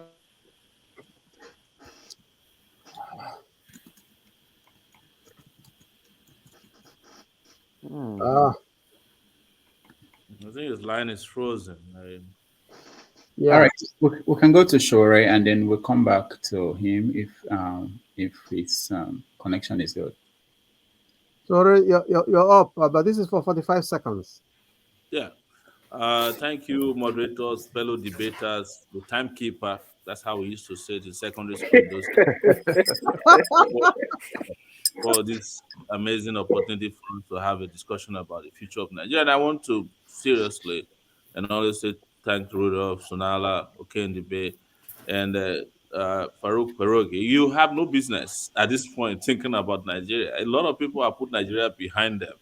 But this is what we wake up to in the other part of on the other part of the Atlantic. And I do hope that we get a chance to elect leaders who understand the issues affecting Nigeria. And I put them in two ways. Nigeria has two major problems before you start breaking them down to the lower levels. We have foundational problems and institutional problems. What is the foundational problem? Is that Nigeria must discuss why it became a country and never became a nation. And that is where I have proposed that we must have a change completely of our constitution, put in place a brand new constitution for the country, discussed by all the components who form the country known as Nigeria, and then start moving Nigeria towards nationhood. Nigeria is not a nation. Don't let anybody deceive you. It's just a country with boundaries and statistical, components. When it becomes a nation, it will be able to address so many of these issues. And the second part is that we have institutional problems. We have issues of security, power, education, and employment, economic equality, and cultural issues that has to be resolved. But until also we become a nation, that will not be addressed. And in addressing this, you must also put in place a government or leaders who understand this, not rulers. And that is what all these people we have here today are all about. I'm sure you all tried to reach out to all the candidates, 18 of them. But as of this morning, those 18 candidates have become, I think, 12, because five other candidates have endorsed another candidate. And by next week, more candidates would have endorsed other candidates. That's also part of the politics that we are fighting against here. And what is important is to look at this important forum and start to take a decision starting from today. We're likely to have election on Saturday, but I'm not sure, and I want to confess here that the National Electoral Commission or Nigerian Electoral Commission is not prepared for a Saturday election. I don't know how they're going to do it with people not having money. There's no gasoline to even take electoral materials to their locations, and there are not people trained already, ready to operate what they need to do. But let's just hope that elections will happen on Saturday. And if they do so, those who are on our right side, on the comment side, either private or public comment, have a chance to elect real leaders from those who attended this event today. I can take any of these guys to lead Nigeria, and I mean it. But I believe that I'm the best, and I'm the only one who can straighten both the new and the old leaders and create a new order and a new country that will become a new nation where justice, peace, and progress and prosperity will reign supreme. I want to retire Okene Dibe, Sonala, Rudolph, and Perogi from writing articles about the problems of Nigeria. One of my goals. Thank you so thank you But so having much. said that, thank you so much for the opportunity to be here today. Thank you so much. Prince, you didn't conclude your remarks. We had to go someplace else because you were not. Are you ready? Yeah, I do apologize. The internet failed me. I was at the point where I wanted to say that my number one manifesto is that I'll be the first government under which Owerri doesn't go to jail. So that's starting with that. He won't go to jail at all. At least that's There's enough no way you democratic not send me dividend for to him. jail. You know Yes. that. Yeah. But more seriously, we just need to come together and solve our problems. They are human problems. Our problems are anthropomorphic. We cause them by ourselves. If you look at our environment, everything, nature is prepared for us to have a good time in Nigeria. What we need to do is form a government that resembles a government. Too many ungoverned spaces in Nigeria, too many untouched lives in Nigeria. And what we need to do, we can be debating ideas. Any of the set of ideas will work if it leads to an honest leader setting up a cabinet of honest citizens willing to help, and the public service that is organized to render services, not to take their own cut from the bleeding of the Nigerian people. And I will plead with Nigerians that every 4 years, there's always one film trick or the other.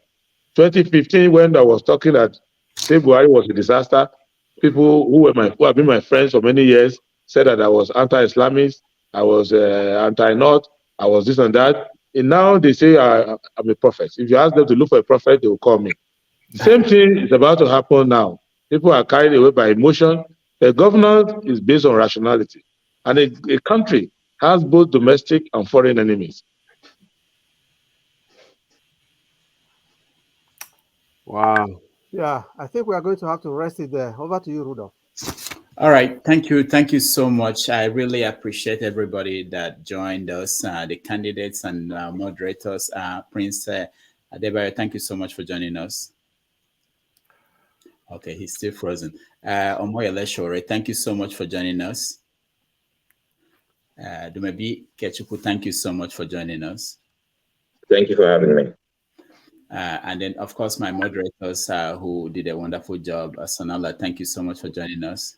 Thank you. Okay, thank you so much for joining us. And Farouk, thank you so much for joining us. We're going to take a break. When we come back, we are going to discuss the issue of debates. Why it's important that politicians, people who are seeking political offices in Nigeria, should subject themselves to debates where people can question them. If they don't do it now while they are begging for your votes, they are not likely going to do it when they get there.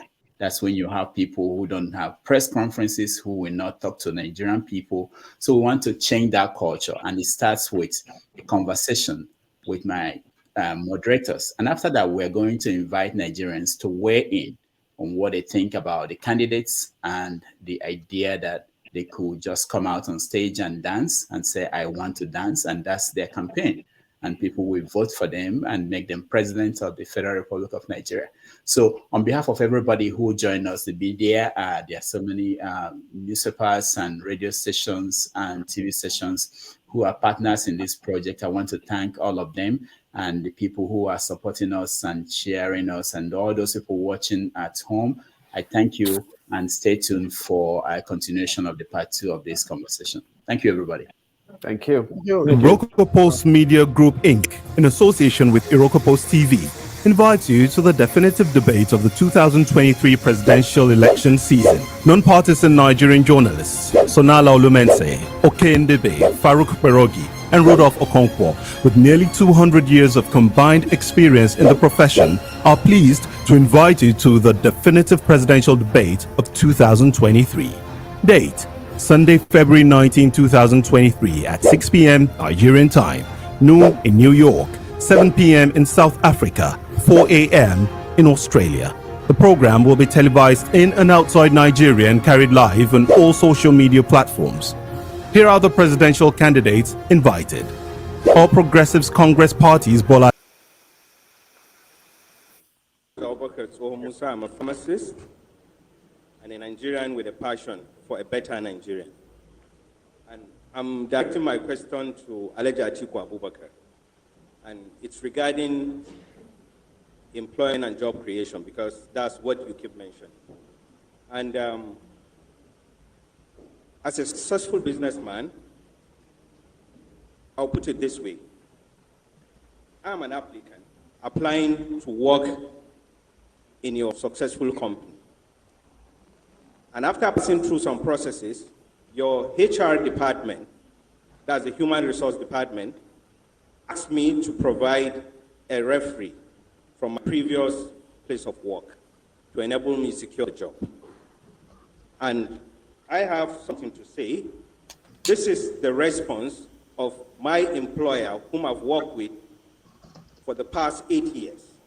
And this is what he has to say, and I quote: his propensity to corruption, his tendency to disloyalty, his inability to say and stick to the truth all the time, his propensity for poor judgment, his belief and reliance on marabout, his lack of transparency, his trust in money to buy his way on all issues, and his readiness to sacrifice morality, integrity, propriety, truth, national interest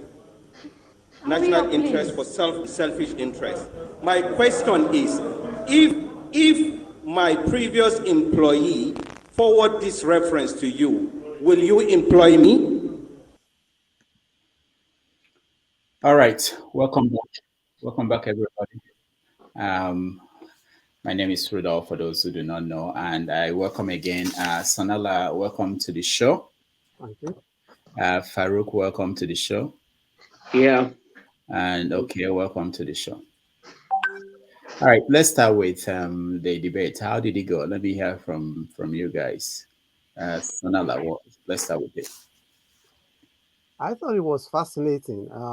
It's good to get together a group of men who indicated their interest in running Nigeria, and who are not afraid to sit down to talk about why they think they are suitable candidates, or even, as we heard on one or two occasions, why they think they're the best, most suitable person.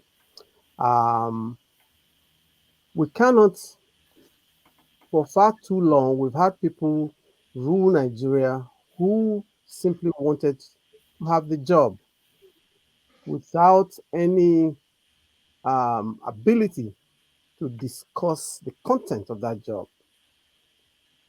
People who were never prepared to discuss the track record.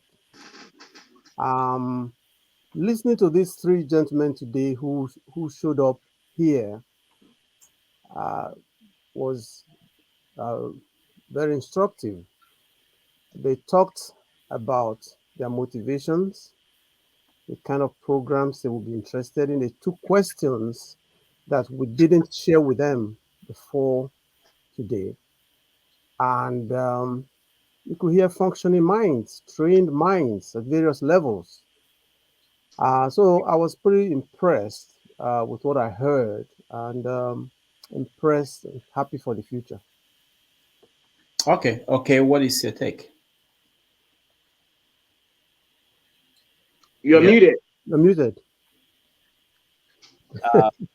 So basically, to echo what Sonala has said, we have a paradox in Nigeria. And that paradox is that we have a country that is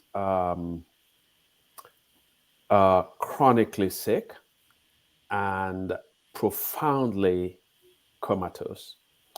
And yet, what we have increasingly is a country where some of the supposedly leading candidates for our top political positions are men who are incapable of, as it were, thinking on their feet, who would not be, who are incapable of taking the most basic questions that speak to a nation's development, to what it means to be a Nigerian, for example, and issues of what to do with different sectoral problems in the country. So the paradox is that men who will give you stock answers like, I just want to move the nation forward, without stipulating whether they are moving the nation forward into a ditch, into a chasm, or forward into a place of promise and vitality. And so I was quite impressed by the agility of mind of the three candidates who appeared on the debate today. Okay. Farouk, your take. Yeah, I agree with both Sonala and Okay. The passion, the enthusiasm, the knowledge that these three gentlemen exuded is the kind of thing that I expect the so-called leading presidential candidates in the country to exhibit. You can tell that these gentlemen have thought through the problems of Nigeria. They have thought about solutions to the problems that they have thought about. And it's not flyby candidates. And the tragedy is that they are not in the mainstream, of the political context, or at least that's what we think. So it speaks to the rot, the fundamental rot that pervades our country. That young men with great ideas, with passion, who can move the country in a truly fundamentally different direction from what we've been habituated to, are people who have the least chance to lead it. And the people who have the most chance to lead the country are people who just are the same old, people who perpetuate the same old style of, who perpetuate the dysfunctions that define us as a country and as a people. So I'm simultaneously glad that we've had the opportunity to be energized by their passion, but also sad that the people who should be here, haven't thought it worth their while to be here, to honor our invitation and honor the citizens of Nigeria who want to hear from them. And maybe when we go further, we have to go into the historical excursion into debate itself. Why is debate central to democracy? Historically, the democracy we practice today, or versions of it, trace ancestral roots to Greece. And in Greek democracy, there are two fundamental pillars of the democracy, and all of them center around talking with people, talking with the citizens who vote. Of course, remember before representative democracy, it was direct democracy. And a lot of what we practice in representative democracy owes debts to the direct democracy of Greece. And there were two institutions. One is the Aegon, which was where people actually debated. And for those who were in social science, we talk about agonistic pluralism. What we talk about agon is debate between people who are contesting to rule. And they also had the ecclesias, which is today what we call town halls. You couldn't get elected into office if you didn't participate in the Aegon and in the ecclesias. And we see bits of that, refined bits of that in the United States, in the UK, and all modern practicing democracies.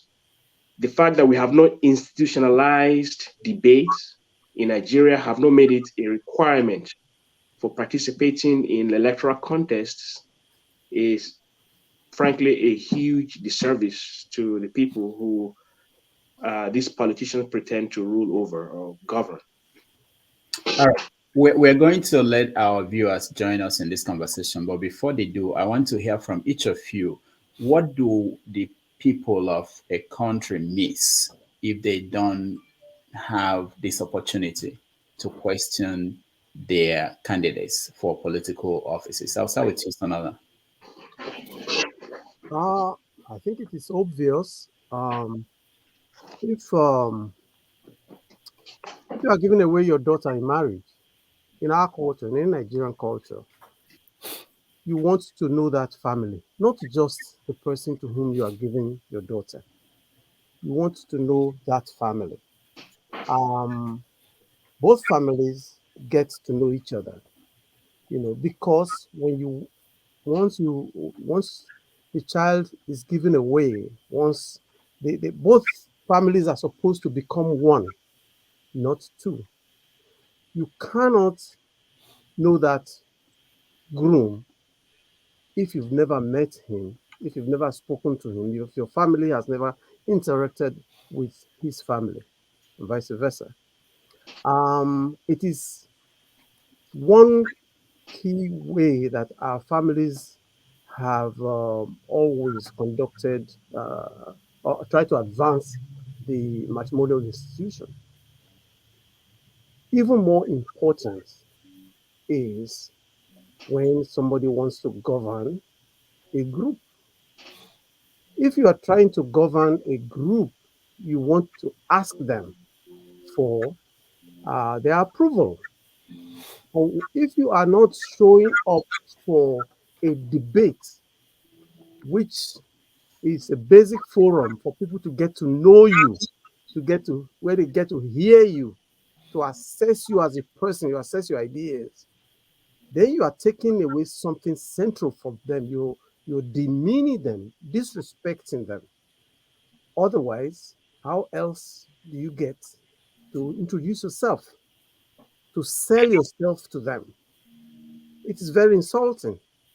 It is very important that we establish this culture in our country. But perhaps it's part of the corruption that has destroyed us. Anybody who is afraid to show up for an electoral debate is basically afraid. I mean, you're afraid that people might see you, might hear you, might smell you for whom you really are. That's the only justification. And if that is true, you should not be considered to be a viable material for that office. Okay.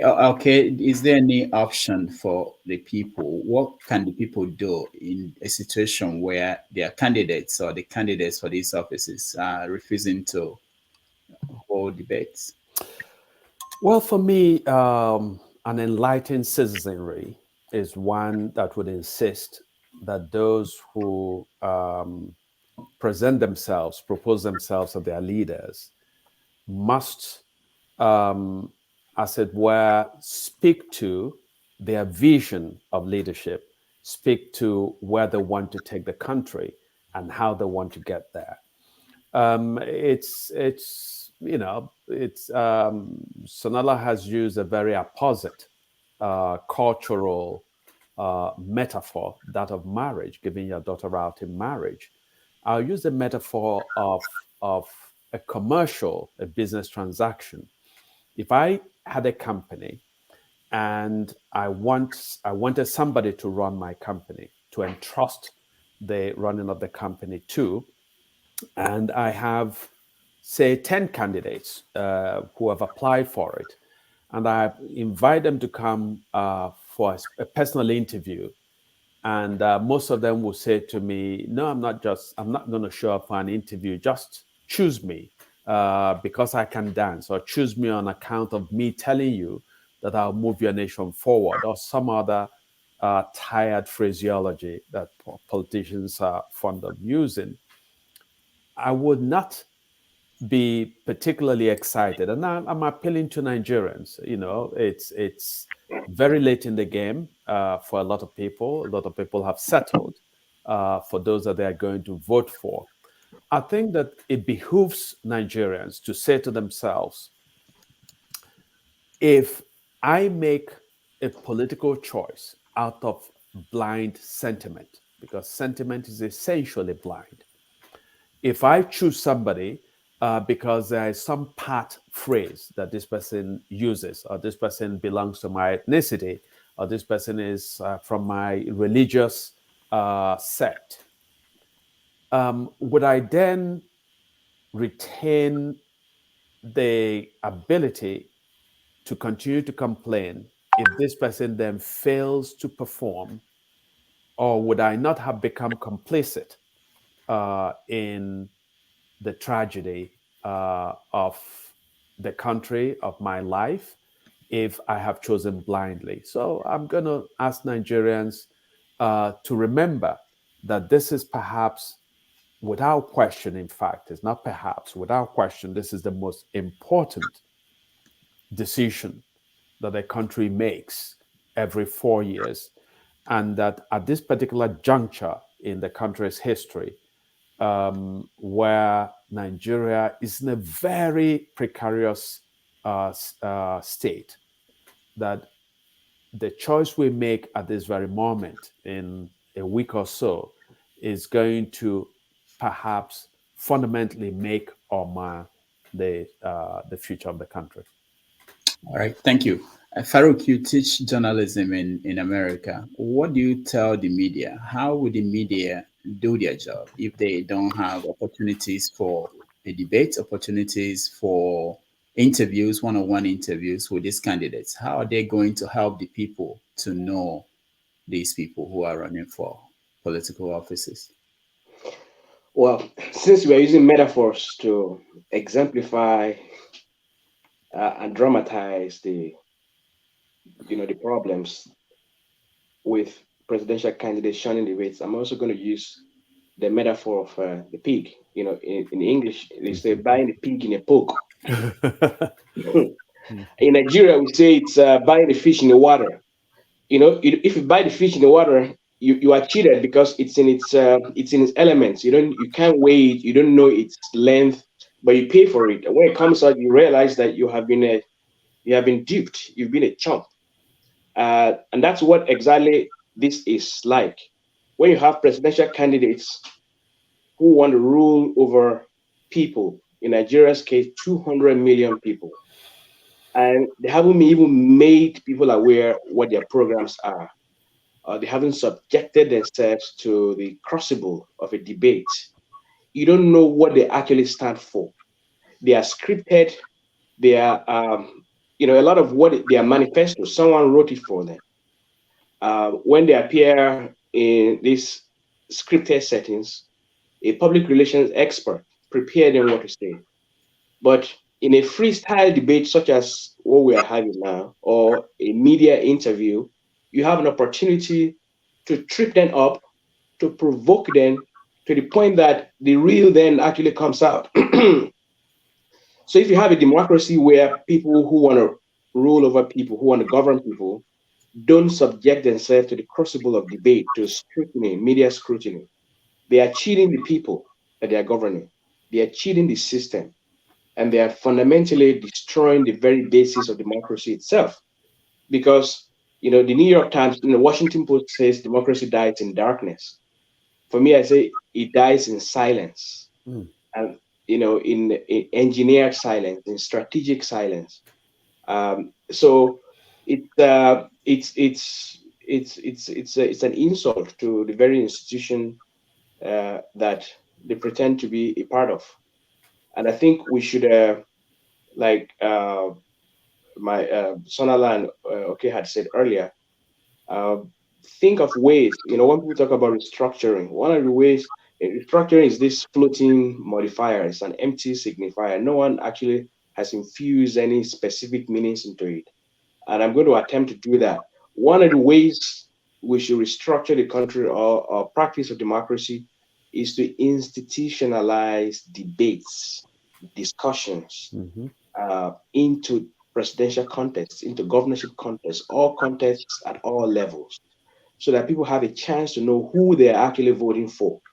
Buhari has been the disaster that he is today because he was, for the most part, an open slate on whom people inscribed whatever it was that they wanted. He himself never said anything. In the North, people assumed that this was this populist who wanted to deal with elites. He himself has never, for a moment, said any of the things that were attributed to him. And today, he's manifesting who he really is, and people pretend to be shocked. They are shocked because they never had an opportunity to put him through the crucible, to ask him questions, to ask him to articulate his vision for the country. He never did. The few opportunities he had, he was shielded from critical questions from his supporters because people just assumed. So I think one of the enemies of democracy is assuming that you know what your candidate stands for without actually asking them what they stand for. And so it's disappointing that this much into democracy, we still have this culture going on, and I hope we can reverse it in the next experiment. All right, we're going to bring people in, and they will have opportunity to ask their questions. But let me say this and see if you guys, anybody, can take on it.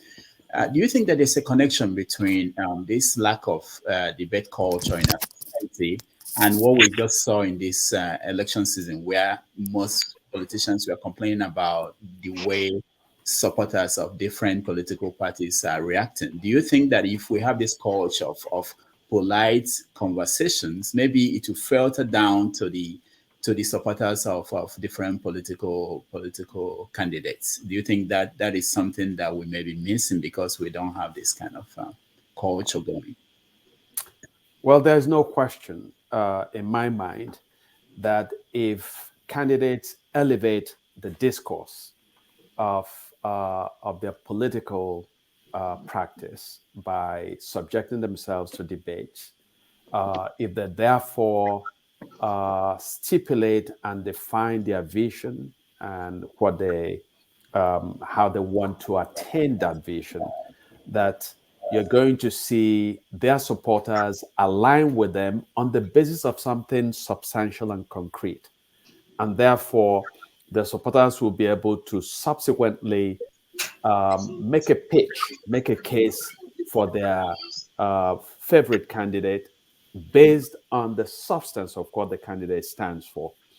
When you have sloganeering, empty sloganeering, then that's ultimately what you get from the supporters. The supporters have no anchor, and so they resort to just touting again the empty slogans and so on that are associated with their favored political candidate. All right, Sonala, let me okay, let me not throw this at you. Let's give them the chance because we are running out of time too. I'm concerned about time. All right, I will go to the first person is Mr. James. Mr. James, please, for everybody I call, make it just straight to the question, unless you don't have a question, and then you can make a comment on maybe what you saw, but just let's limit it to 2 minutes, please. No more than 2 minutes. Go ahead.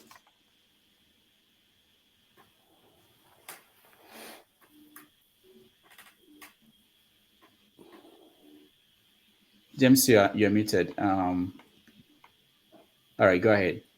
Good, thank you. Kindly let me quote the book of Proverbs chapter 28, verse 1. The evil doer runneth when there's no pursuer, but the righteous are as a bold lion. This is what happened today. The evildoers, they ran away from this program because they are evildoers, and while there's no one pursuing them. And the lions, those with the hearts of lions, they appeared to explain quite a lot of things to Nigerians concerning what they have to do. Anyway, the book of 1 John chapter 2, verse 17 says, the world is passing away along with its desires, but whosoever does the will of God remains forever. The old political class in Nigeria, they already expired. They are on their way out. These young guys who appear today are the people to replace them. These are the people that are doing the will of God. So we sincerely wish them well. That's all I have to say. All right, thank you, Mr. James. Forefathers, Ernest. Yeah, thanks for having me, Rudolph, and greetings to everyone on the panel and the chat. Yeah, I think that it's an important idea to have a presidential candidate talk to the people, obviously, and then they should be made to pay a political price for it if they refuse to engage with the people. And I don't know how they are going to the process, how it works. Maybe they have to put rules in place for them to engage with the public, and because I, for one, believe that there is a lot of room for creating a more advanced and a more engaged democratic system in Nigeria. And if these leaders don't engage with us, it's going to erode that chance. In other words, we are even trying to get something somewhere. So my question is there a path to amending the constitution in a way that will enshrine it so that our political candidates should engage the public at least in 3 major debates before any election, especially in terms of the presidency and governorships? All right, anybody can take Sanala, okay, or Farouk. Anybody can take any of the questions unless it's directed to you. In that case, it's your question. Did you hear me? Okay, go ahead. I'll defer to Sonala and my brother Farouk. Okay. Sonala, you're muted. Forefathers, would you kindly repeat your question? I'm sorry. Yeah, I meant, is there a way to enshrine it in the constitution of the country that any presidential candidate and governorship candidates should be able to attend 3 major debates before any election? Thank you. The short answer is yes, it can, but that will be in the form of a constitutional amendment, and that takes time.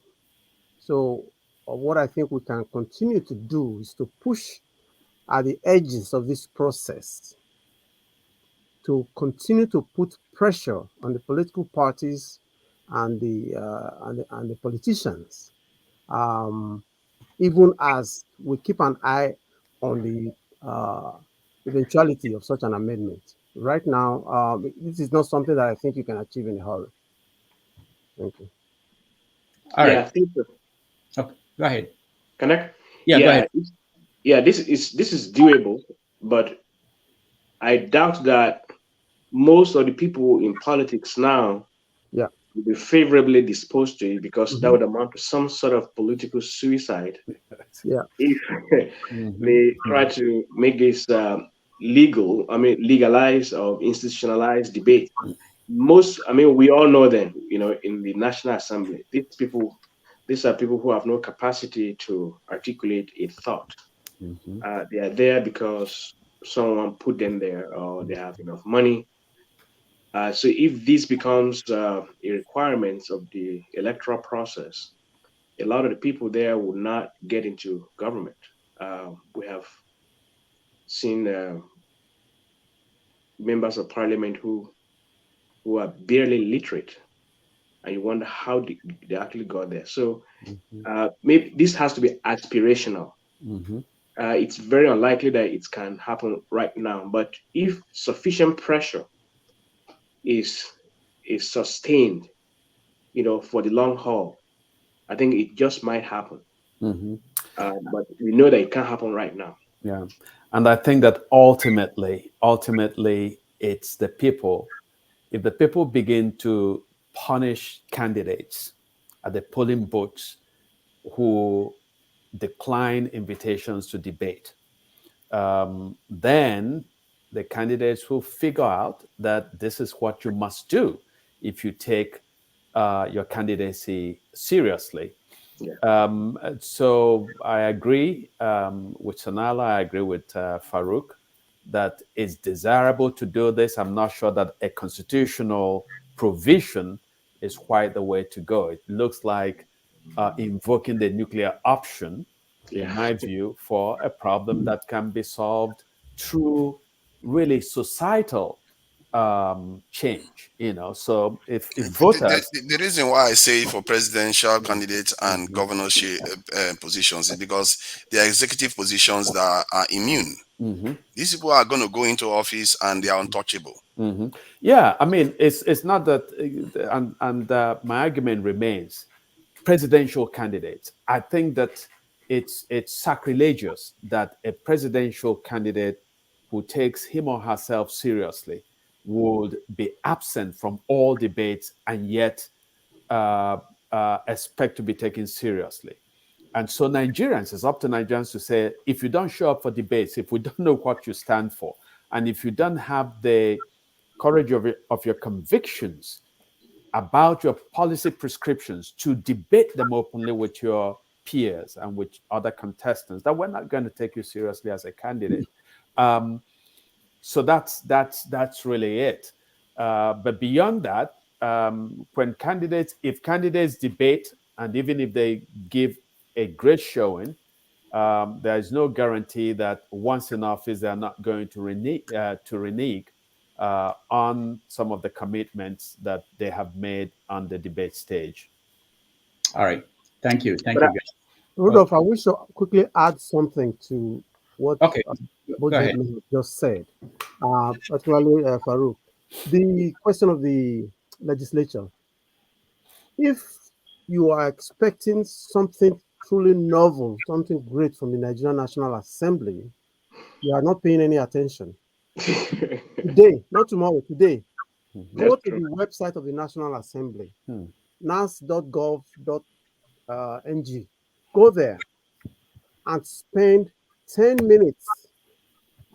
Try to click through various areas of that website. First of all, it's empty. I have a forthcoming article on this. It's empty. It has no history. It's badly written. When you say the archives, for instance, they don't have any archives. Okay? And then if you drill down and look at individual legislators, both the House and the Senate, they are contributing almost nothing. This is the most expensive legislature in the world. Yet, we're really not getting anything from them. You can't ask, or you trace what each candidate, anybody who has been there for 2 terms, for instance, just find out what they have been doing the past 8 years. And you come away in tears. So the National Assembly is a problem on its own, and a part of the bigger issue that we have. All right. All right. Thank you. Thank you so much. One man, you're next. All right. Thank you, Rudolph.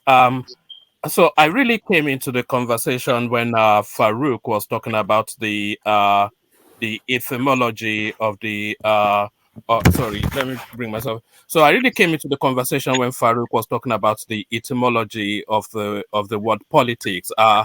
The Greek origins of it, of course, affairs of cities. Another word that has its etymology in Greece is the word idiot, which in Greece means idiot, which is a non-participant rather than the derogatory term that we use it as. So it is actually a lay person. So that brings to that conversation about public debates in politics. I'm not sure. And by the way, I really came on because of Farouk, because I came across him when he was writing all those hatchet jobs on Tinubu pre the primaries, but Tinubu still straddles strong. So that's really that's really why I came on. But just to go to the debate, I'm not sure that a public debate serves essentially a greater purpose than a public interaction. Because if you look at the interactions that the three leading candidates had with the Nigerian Economic Forum, we got more value out of that rather than a combative environment of a debate. So the combative environment of a debate, it doesn't give you the expansiveness of somebody's thought on a policy position, and it doesn't really give you any real insight or any greater insight into the workings of their mind. But an interaction with senior minds who are able to, in a convivial, relaxed environment, have a conversational interaction with the candidate, it eminently serves a greater purpose than the gotcha moments that journalists are looking for in that sort of a combative debate environment. So I don't think a public debate serves any purpose that rather than just some faux machismo. And we saw that with Trump. It's just faux machismo, isn't it? It's just puffing and peacocking. So that's what I wanted to bring to the conversation. Thank you, one man. Who wants to take on one man? I'm not even sure I understand what he's trying to say, I would like to, but oh, go ahead. Farouk, I read your piece a lot. Since your name was specifically mentioned, go ahead, sir. Yeah, I wanted our moderators to answer the questions, and maybe when you come on, when it's your turn, you can say anything you want to say. Let me just. I do not think that if you look at the way that the U.S. Commission on Presidential Debates worked, the idea is not to provide any journalists with an opportunity for gotcha moments. Today, if you look at what we did here, it was civil, it was polite, courteous. We asked questions, they provided answers. If we needed clarifications, we tried to do that. That's what it's supposed to be, a dignified environment where candidates can exchange positions, but also take questions, clarifications from the questioners, from the journalists. It's not to insult or to set traps. And I do not think that in principle that should be that is in dispute. All right. Okay. So Sorry, Farouk, back a little bit, and then I'll be quiet.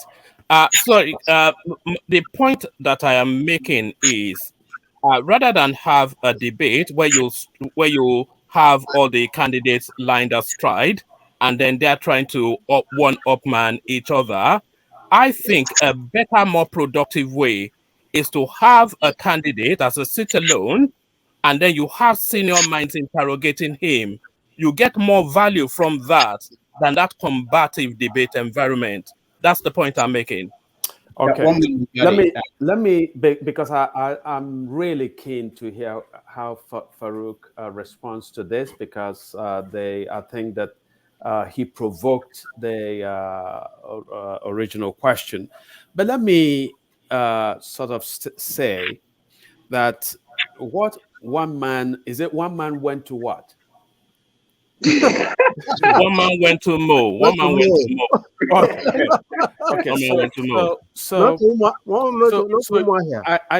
I think you are creating a distinction that is not really particularly pertinent. So if you say that this is the way one particular mode is better, I want to propose that it is not mutually exclusive, that you can have a sit alone, a one-on-one with candidates, where you go in depth into their programs for different sectors of a country's life. But a debate does something different. A debate brings all the candidates together. And in a sense, the candidates will then try to sell at the same venue, in the same sitting, their different visions for the country. And if you're talking about even a hostile, seemingly hostile environment, I think that this is something that is useful. If there is a bit of hostility, a bit of gotcha moment, right? Because the president of a country faces crisis on a daily basis. Absolutely. There are issues in a country that need the leader of the country to think quickly. On their feet. So if a candidate is going to be rattled by the experience of being on stage with other contenders for the same position, I would suggest that there is an absence of the temperament and the acumen on the part of this particular leader to be of this particular candidate to be the leader of the country. And that's sort of where the little that I wanted to say before I expect Farouk's broader answer. Okay. So first of all, okay, he mischaracterized what I said. We live in an age where sometimes the mischaracterizations of what people say becomes the basis, becomes what people. I never said. I never gave the etymology of politics.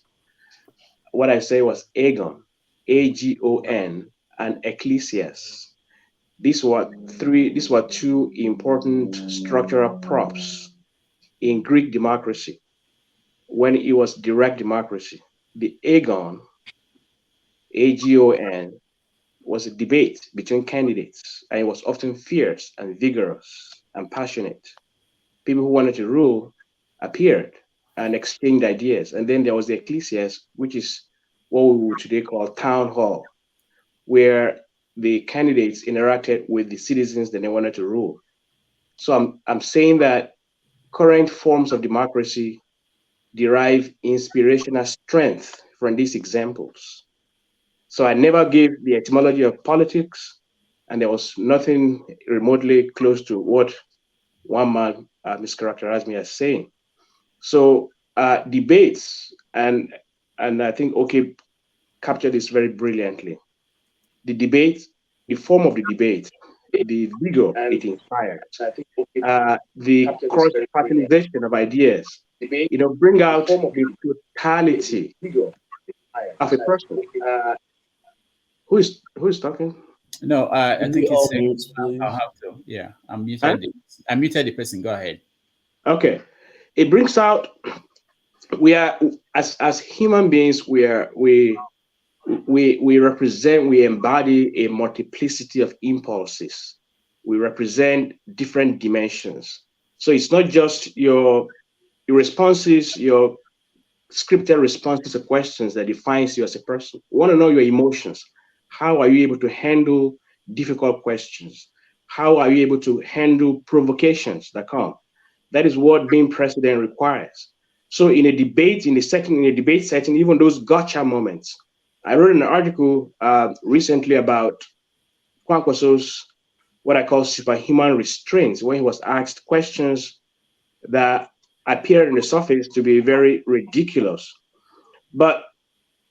And why did I praise him? Because as a journalist and as a journalism professor, I teach my students to ask questions, rude questions that trip up politicians. Trip them up. Ask them questions that get their dander up, that provoke them. How do they react in those moments? Those reactions give us a profile, a psychological profile of who they are. So to limit the dimensions of questioning that we can extend to our presidential candidates, I think does a lot of violence to the notion of democracy itself. This is all part of the package. We either embrace it or we devise something different, if that's what you want. You cannot say you want to be president of a people, 200 million people in the case of Nigeria, and then you are setting parameters, you are setting limits on what you can be asked. There's a lot of privilege in being president. It's a lot of privilege, and that privilege is responsibility. A part of the responsibility to earn the privilege to be president out of 200 million people is to subject yourself to the crucible of debate, of questioning, of scrutiny. And so that's what I'm going to say. All right, thank you. Let me say one last thing on this. We offered even some of the candidates a one-on-one interview. So if they don't feel comfortable having a debate with certain people for whatever reason, that we were willing to have a one-on-one interview with them, which we will play during this session. And they turned it down. So it's not about a debate as per se. No, one man, we are moving on to somebody else. It's not about debate per se. It's just that they don't want to do that. All right, man of prestigious. Yeah, good morning, good afternoon, everybody. Can you hear me? Yeah, we can hear you. Yeah. Can you hear me? Yeah, we can hear you. Go ahead. Can you hear me? All right, so you can hear us. That's what it means. Yeah. Let's move to somebody else. Who is next? Ebby, welcome to the show. Yeah, thank you, Dr. Rudolph. I always feel, I don't know, when I see you in suit and tie, I'm like, look at him. He's one of us. Now he's looking too corporate.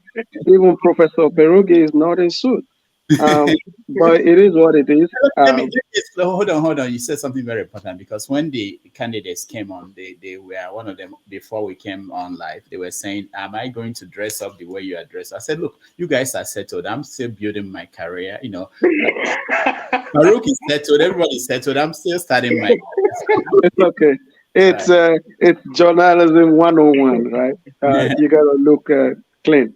But even doctors, they are the most casual. One is just right there by your is the left side, and he's always casual. Anyway, this was very nice. The whole thing went really smooth. I was busy as usual, but I was having an eye and listening, and the quality of the questioning from the moderators were fantastic. The quality of the personnel that the moderators are, these are people that I follow both on Twitter. I don't know if Mr. OK is on Twitter. He's the only one. I know Sumala. I read Perogi's Twitter stuff, and sometimes I don't agree with him sometimes, but I like his English and his tuition, and you know he's up there. Anyways, I have a few things to observe, and everybody know maybe as much as at least Dr. Rudolph know I'm a friend of this channel, but I want to also say that it is not everyone. My full name is Ebenezer Komalafe, by the way, yeah, and I'm calling from Canada. I just want to say that it's not everybody, all of the 18 candidates that are really debate shy. We also have to consider some few things, because we have packed the rest of the 15 candidates, and we seems to be whipping them today. This is a fantastic forum, but at the same time, we know that the rest of them, not some of them who didn't turn up today, are not all of them are debate shy. Uh, I mean, even if the 18 turn up today, except something have changed with the licensing of this studio for this channel, we might not be able to. I don't think the studio will take all of them. Maybe you have to break it into 2 or 3. But it's still good for them to turn up. But I'm just making these observations. And we've seen many of them turn up in the mainstream medias back home, in Chatham House. I mean, at this time, at this same kind of situation in Chatham House, one of the candidates broke the viewing record, that Chatham ever had for a candidate coming from Nigeria. And, of course, some didn't still come to Chatham. Not all were invited to Chatham, but we need to put all this behind our mind. The other thing I'm thinking also, as we are thinking about debates also being enshrined as part of the presidential process or electoral process, is, not even America, except I'm making a mistake, with a much older democracy, has 18 presidential candidates. I think this is also a stress on the populace to go through 18 candidates to choose one. Um, it's stress. I think at some point, the electoral process needs to be redefined. We are growing as a democracy, but I think this needs to be looked for. Imagine 18 people on the floor or having two, three, four levels of, at the political level, where they want to choose the one person. It's fine. And that doesn't include all of us for now. It's more or less a party thing. But when it comes to the national, I think we we need to streamline that. The final thing I would say is out of here, but I'm sure is on the comment. Uh, uh, Mr. One Man, um, the candidate that we know you always favor in your analysis and that love that one-on-one predefined and all that, even at the NESG, which I watched, that same candidate, which I know you are backing, which it was what Dr. Farogi, uh, Dr. Farogi he didn't mention any name, but the description of what he said about the kind of arrangement we are seeing, predefined, image maker, occasional people, and there is no interaction. That was what Dr. Perogi described. And you jump in the comment section here because he pinched you. That same candidate was telling them at the NESG that I'm not going to give you all the details because I'm the first, because they're going to steal my notes. These are the things that we see. So your description of the ideal kind of interaction is still really might not give us what we want. So we like what happened today. All of them are here. It was very civil. They like themselves. They throw jokes at each other. Some of them said they're going to make the other one minister. The other one said he was not going to ensure the other one doesn't go to jail. So back to you, Mr. Right. One more. Please note that. Thank you, everyone. All right, thank you. I don't think there's a question there, but just to make a comment about what he said, we were prepared for 9 people that we invited. We had a Zoom. We are going to transfer this to Zoom. We also expanded the number of people we can take in this studio. Now we can take 12, but as we were watching, we were able to, if we needed to take 25, we could have taken 25 inside the studio. So we're prepared to have all of them, but they just didn't show up. But thank you. If you're next. Please, if you, for the purpose of this formal thing, we want people to tell us where their real name and where they're joining us from. So. Okay. And please make it 2 minutes. Yeah. Good afternoon, everybody. Can you all hear me? Yes. Okay. Hi. I'm calling from Georgia, Atlanta, Georgia. Oh.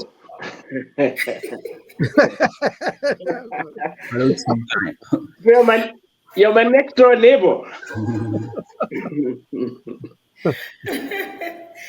Hi, Farouk. Hey, how you doing? I'm okay. How are you? Good. Okay.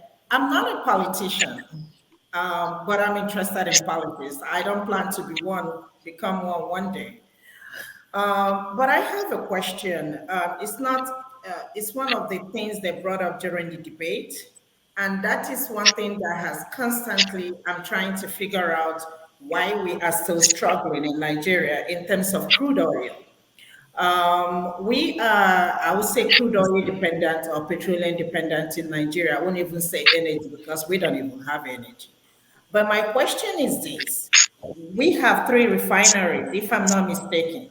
And does it mean that Nigeria, 4, okay.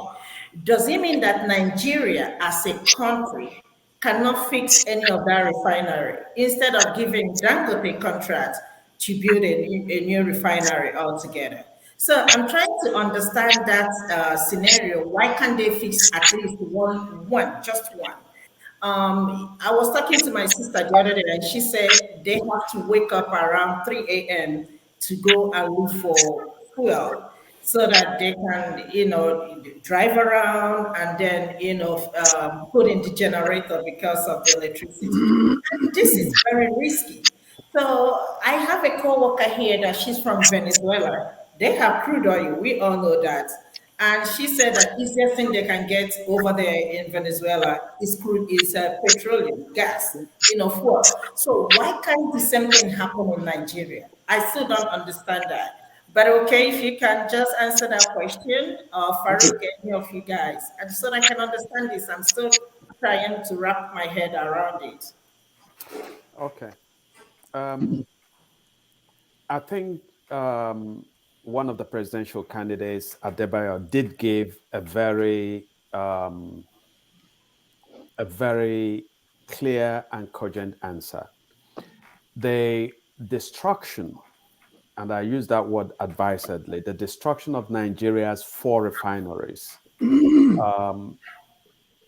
was a tactical move by those, again, to quote Adebayo, who capture state power for their self-enrichment and self-aggrandizement.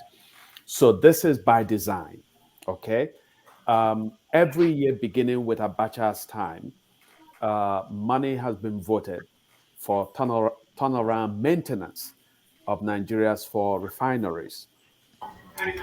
It's always understood that those refineries are not going to be repaired because to repair them or to build new ones would mean that this great scam of fuel subsidy will become a moot point. And so we have a country that is a crime in progress. Nigeria is a crime scene, okay? And the most practiced and the most vicious criminals in Nigeria are those who call themselves Your Excellency, okay? And I'm talking about the president of Nigeria, all the way down to local government councillors, okay? So Nigeria is a crime scene, and we have created a country that is congenial to the practice of crime. So part of the task in our country, and it's not just about the refineries, it's also about other sectors of the country, right? So every year, I once had a debate with a friend, and he said, can you prove that any money is stolen by politicians? And I said, there's actually a simple way to prove that. Every year, governments at the federal, state, and often at the local government areas propose budgets. Those budgets are passed. Those budgets are appropriated. The monies are spent. And if you look at those budgets, sometimes they say, we're going to build 5 hospitals. They've spent the money. You can't find the hospitals. We're going to equip our schools with computers and so on. Those schools are not equipped, but the money has been spent. That is clear case of corruption. So you should be able actually to sort of invert this legal doctrine, so in sort of the legal doctrine, you say that somebody is innocent until proven guilty. I think that we have to adopt a different system where we assume on the guilt of our political leaders until they can prove their innocence. So at every level, but to sort of go back to your question about refineries, it's a deliberate, strategic plan to ensure that the refineries do not work. Because once the refineries are not working, even the money that was invested by the federal government in Dangote's refinery would have built perhaps 2 refineries. So it's all a scam, and so on. So I'll stop there. All right. Thank you. Okay. Ify, thank you so much for that question. We go next to Igbo Basics. Next.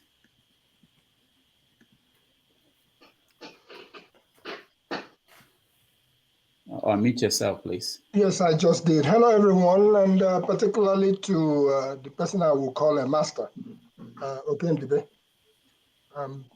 very pleased to see you here today. The last I spoke to you, you were en route somewhere in the Europe or thereabout for a book tour. And I spoke to you about Chief Zebudayo Korigwenwobe's project, stuff like that. That is on the sideline. I'm particularly pleased to see you today. And for the rest of us here, particularly those from Georgia, because it looks like I have to be now scared of people from Georgia.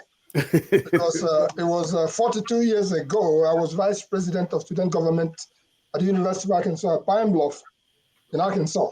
And just about 2 hours ago, somebody I have not heard from before called me up on the phone.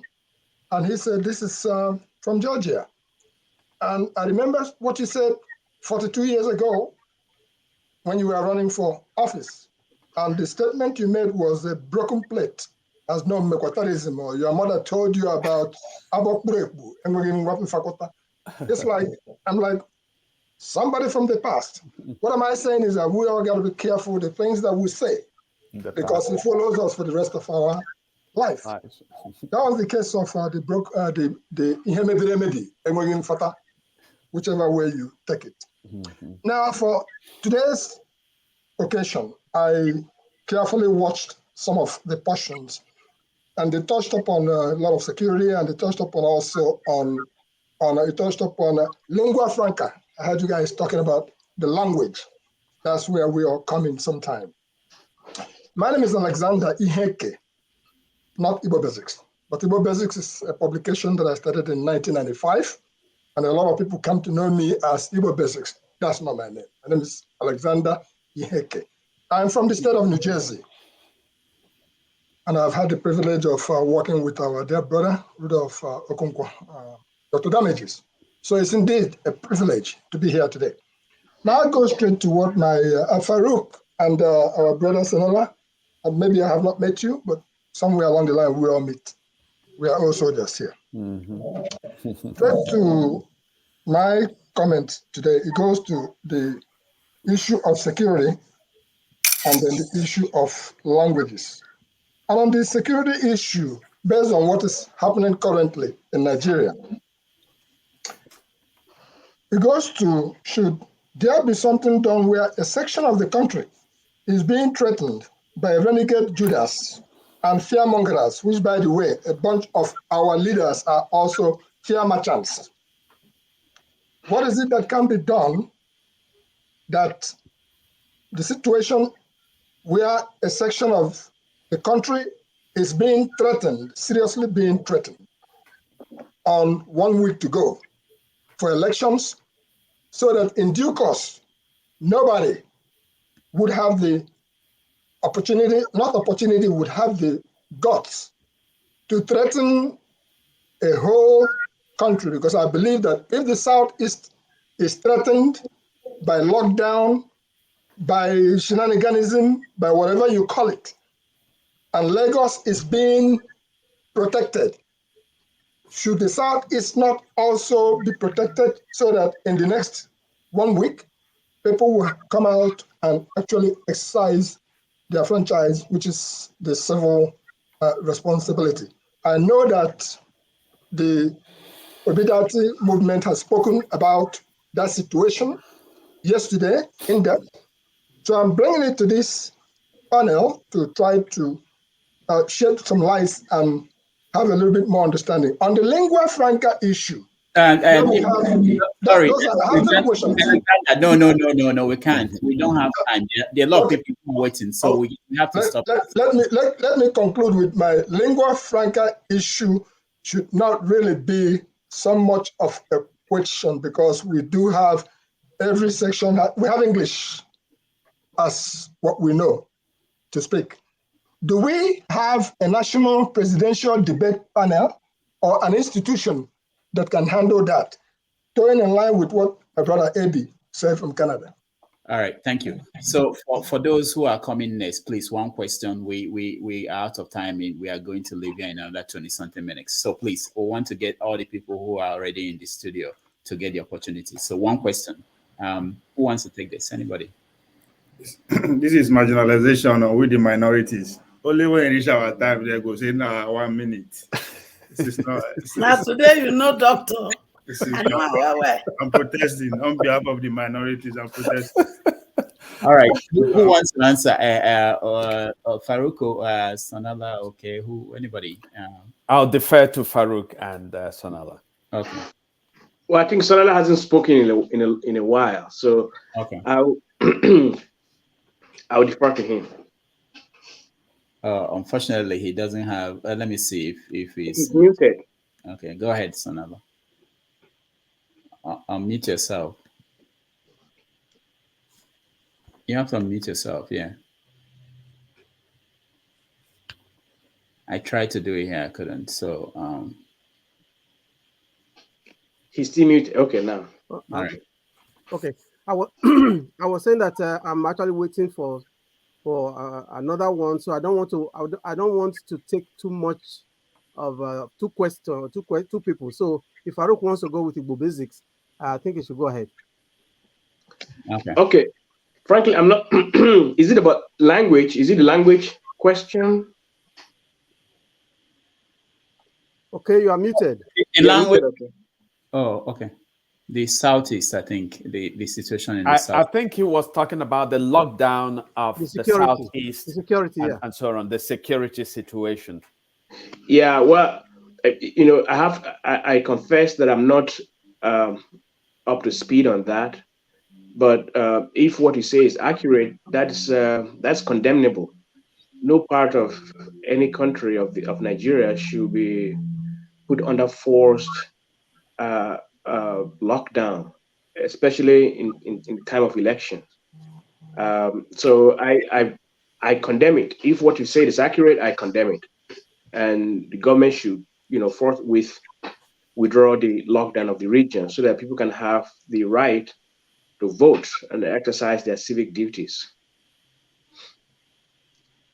For language, I have my own opinions about that. I have written a book chapter which is coming out maybe later this year or next about this language policy. I don't think it's well thought out, but this is not a forum, I think, for us to discuss that. But let's limit this to the debates and the elections. Thanks. So let me jump in briefly. Nigeria fought a civil war over 30 months in which 2 to 3 million lives were lost. On the question of Nigerian unity, a section of Nigeria attempted to succeed from Nigeria, ultimately by deployment of force. The Nigerian state instituted the logic of its indissolubility and of its oneness. I think that anytime we adopt any policies in Nigeria that will seem to have an adverse impact on a section of the country that is not equally applied throughout the country, that would mean that we suggest that the 2 to 3 million people who perished in a war to continue to answer to one Nigeria is a travesty. And so a lot of people are worried,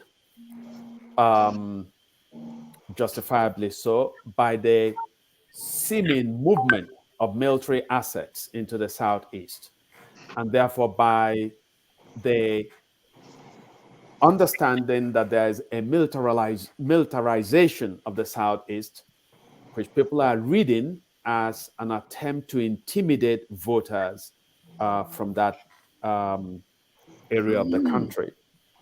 The government, the federal government, has to be particularly attentive. This is an election that has excited international attention.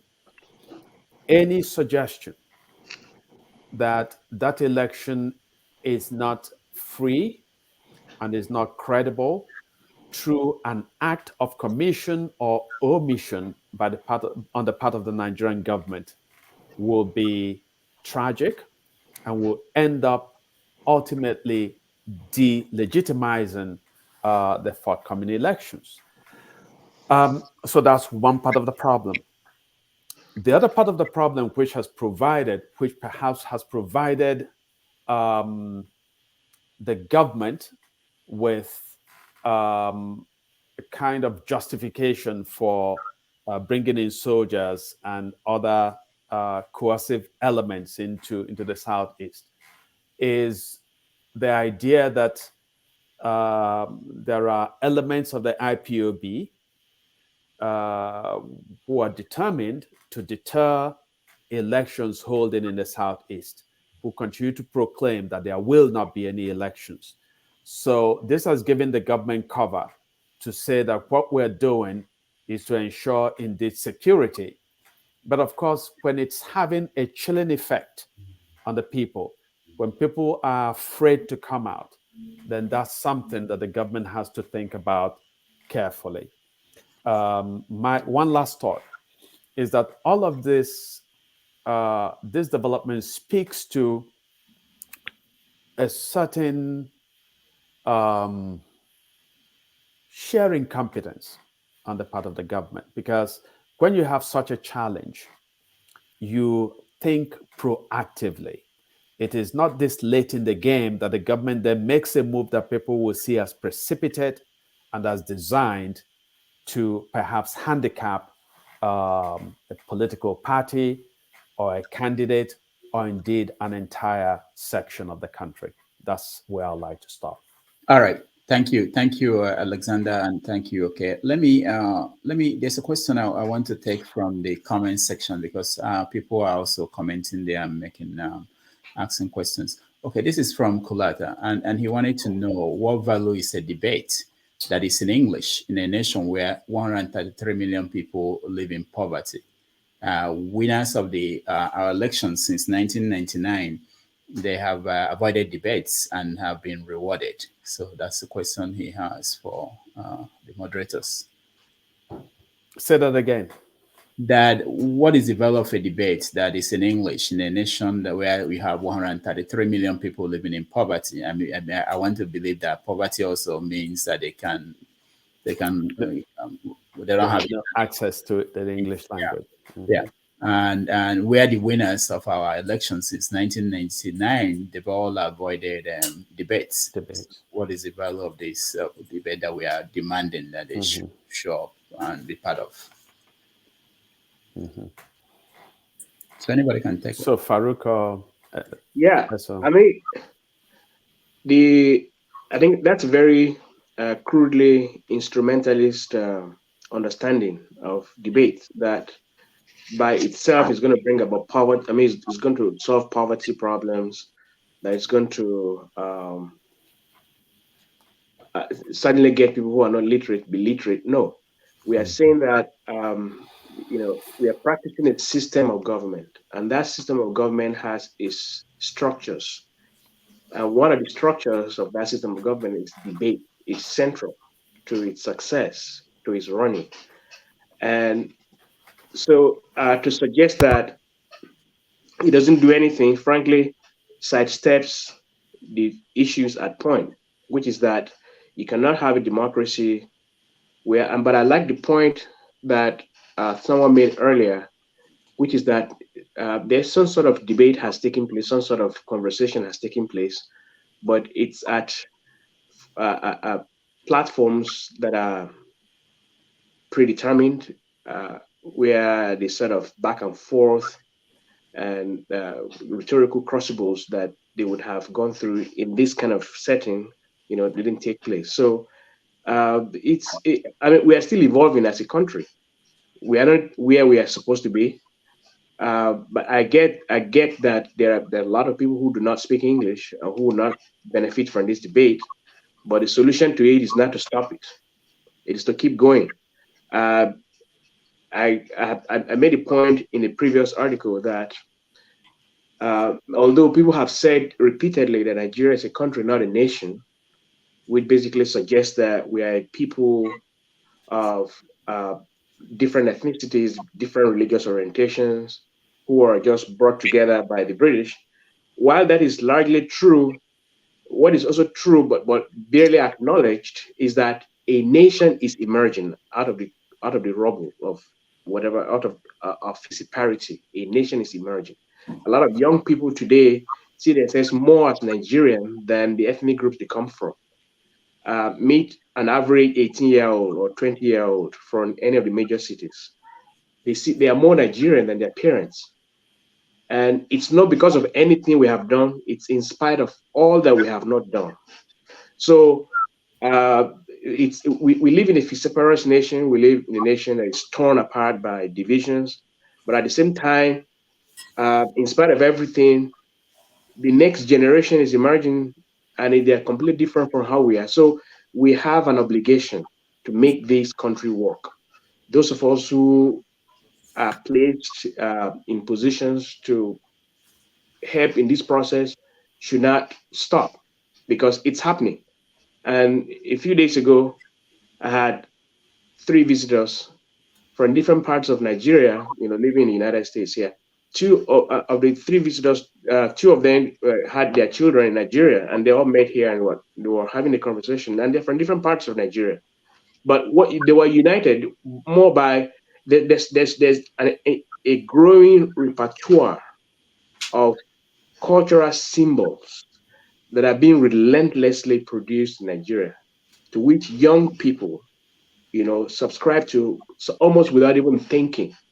What united them was the Pidgin English and Nigerian English. And these people don't even speak. There's young man who comes from Ogidi. I'm not sure that's the right pronunciation, which is Achebe's hometown. And when I told him what's a hometown, and he had to think about it, and he said Ogidi. I said, you do know how important that town is? He said, why? I said, that's Achebe's hometown. He didn't have the same kind of resonance for him as it does to me, because he sees himself, basically, I grew up in Abuja. I go to Ogidi once in a year. It doesn't mean that much to me. It doesn't mean as much to me as it meant to my dad or would have. So there's this generation of Nigerians that are emerging, and I'm very sensitive to this emergence, to this ethnogenesis that is taking place in Nigeria. So when people say Nigeria is not a nation, it is becoming a nation, not in our generation, but in the generation that's coming after it. And so I don't want to be blinded to that fact. And so there's a lot of demographic, anthropological changes taking place in Nigeria that we should be sensitive to. And I'll stop there and let someone. All right. Thank you, Farouk. I just want to add that if something happened in during a debate, it doesn't have to be the English radio station or the English TV station that will bring it to people who don't speak English. I mean, journalists are also write in other languages. And if it's so important, it will get to them, Hausa service or Igbo service or Yoruba service, whatever language, we get into them. All right, let's go to Ovie. Ovie, you're next. So you skipped me. I went to Ovie. Oh, I don't know this. You can go to Ovie. It's fine. I'll go last. Okay, Ovie, go ahead. Thank you very much, Dr. Dameji.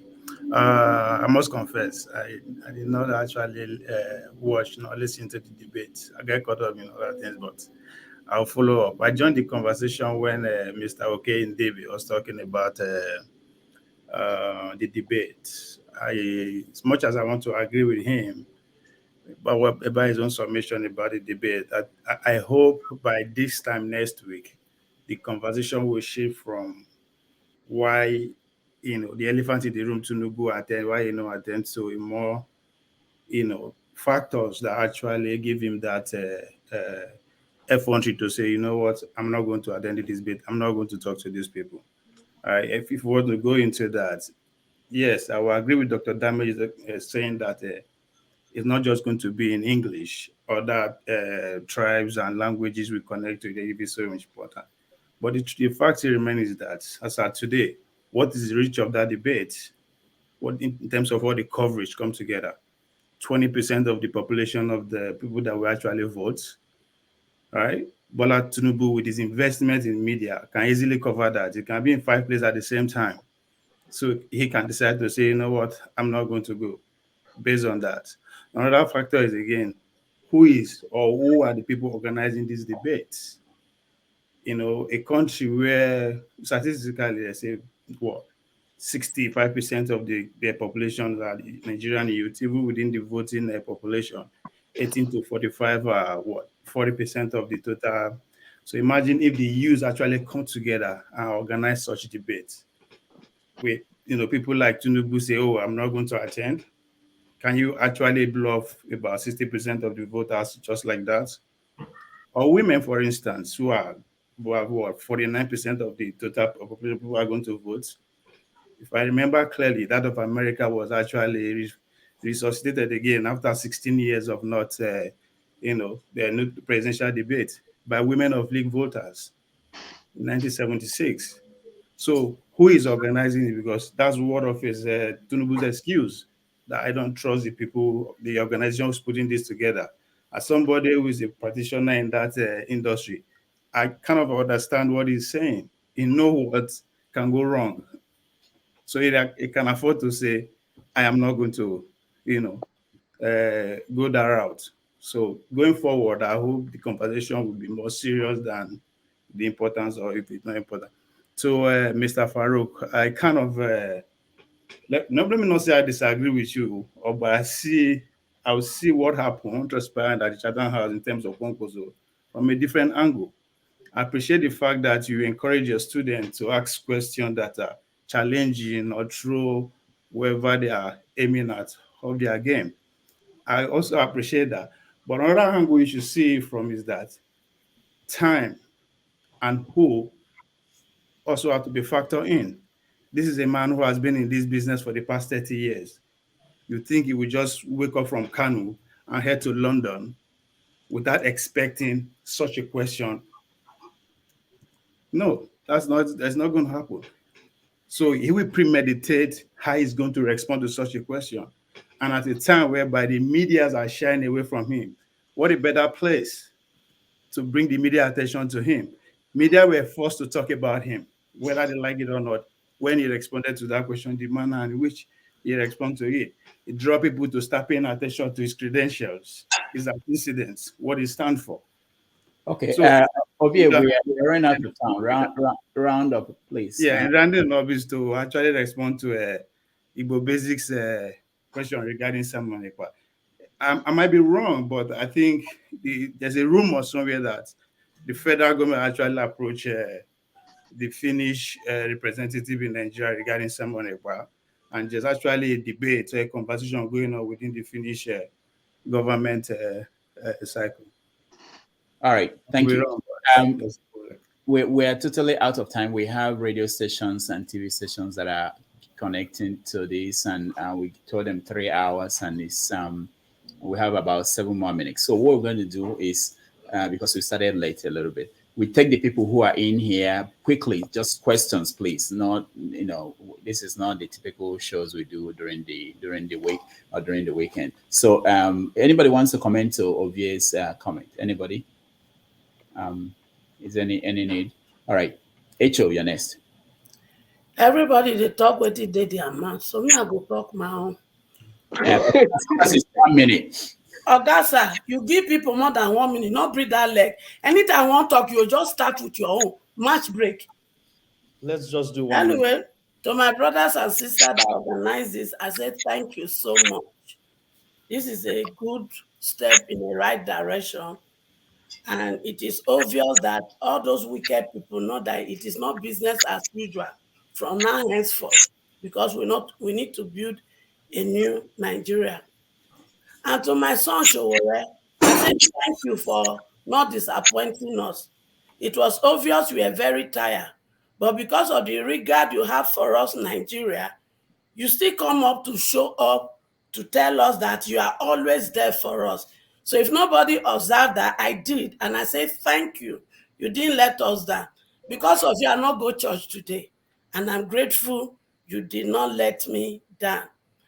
Adebayo said something that catch my attention. He talks about, is it 3 trillion, whether naira or dollar, that is not associated to subsidies.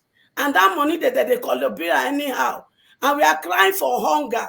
I beg, we need to really ask about that money. because we need it. We need that money to take children out of the street. We need that money to rehabilitate our youth who are drug addicts.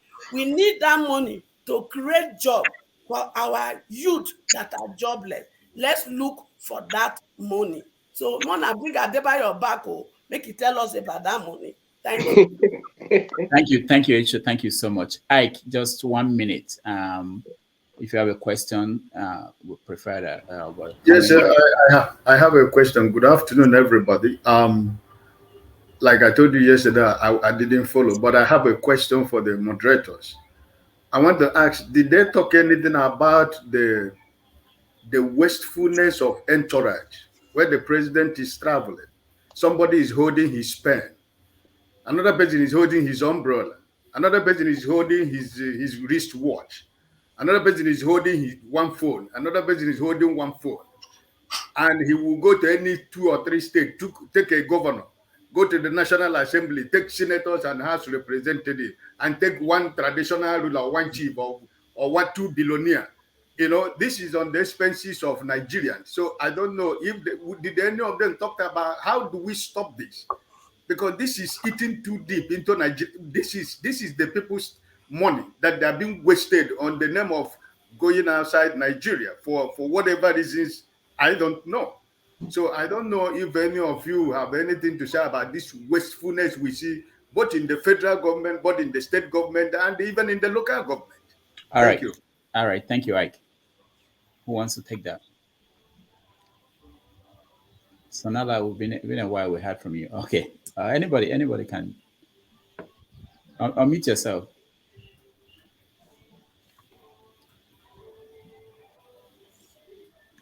To take it. Okay. The brief response is yes.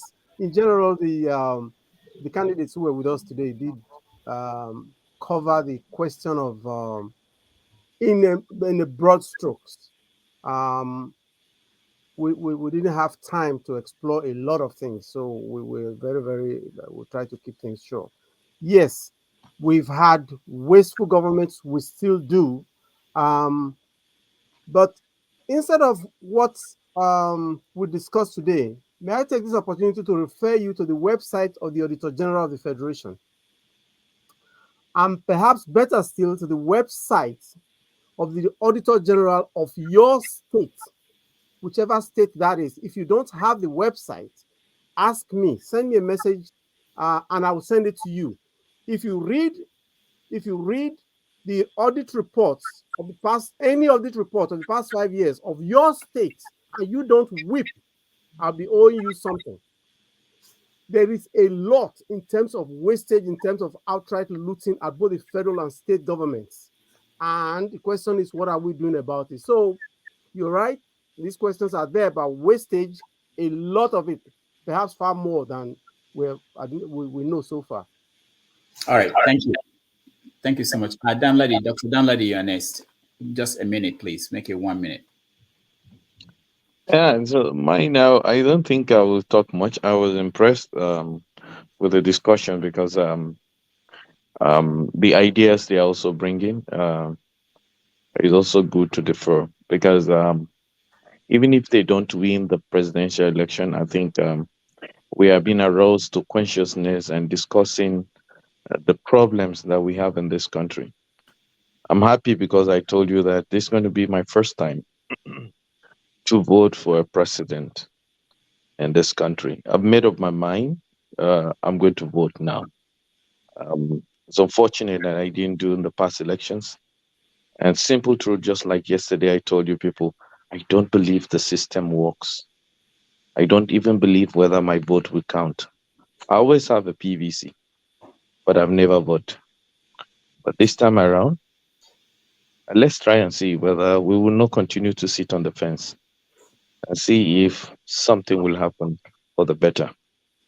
I wish other candidates are around, just like what I said. I would have loved to hear them, because they should not be neglecting such kind of platform. They should, every opportunity they get to engage, we are listening. Like people like us are independent voters. We don't have any party in our mind. So people like us, are the kind of people that they can sway. But if they shy away from the medium of reaching out to us, it also have a consequence. Thank you. All right, thank you, Dr. Danladi. Final person is Dr. Dominic. Dominic, you go ahead. 1 minute, please. Hello, everyone. For those who don't know me, I'm Dr. Dominic. I'm a physician in New York City, same as Rudolph. Just a few quick comments. The debate was a great show. The debate was a great showing. I was actually surprised by Prince's breakdown. I hadn't really paid much attention to Prince, so I love his showing. One thing that wasn't asked to Sowore was the party issue about the 12 governors who had reneged their support for him. He had an interview today, which I believe is why he came late. So you guys can go and watch that on Arise News. The big thing I wanted to ask today, even if we don't have time, but it's more of a food for thought, is what does it mean to be a party frontrunner?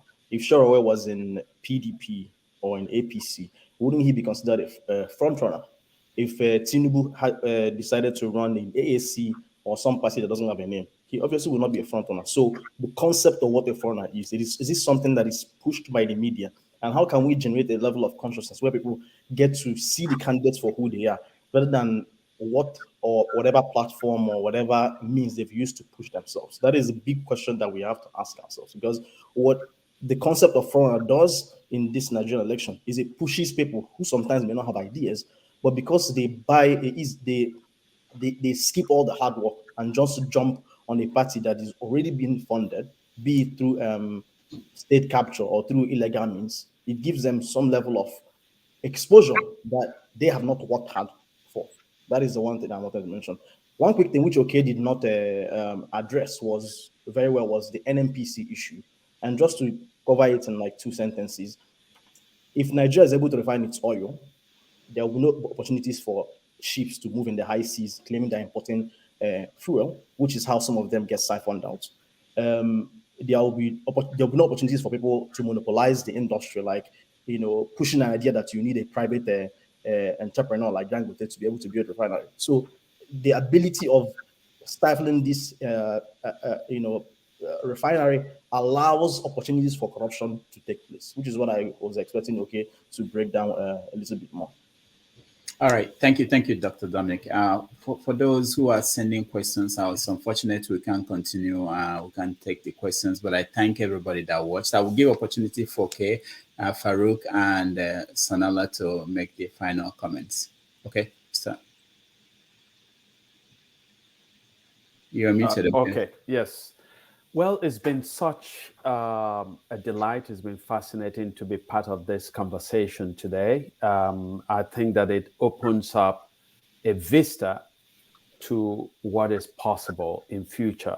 And I hope that Nigerians in future elections will demand that their political candidates at all levels submit themselves to debates, because debates are clarifying. I think that I was surprised in so many different ways listening to the 3 candidates who showed up today.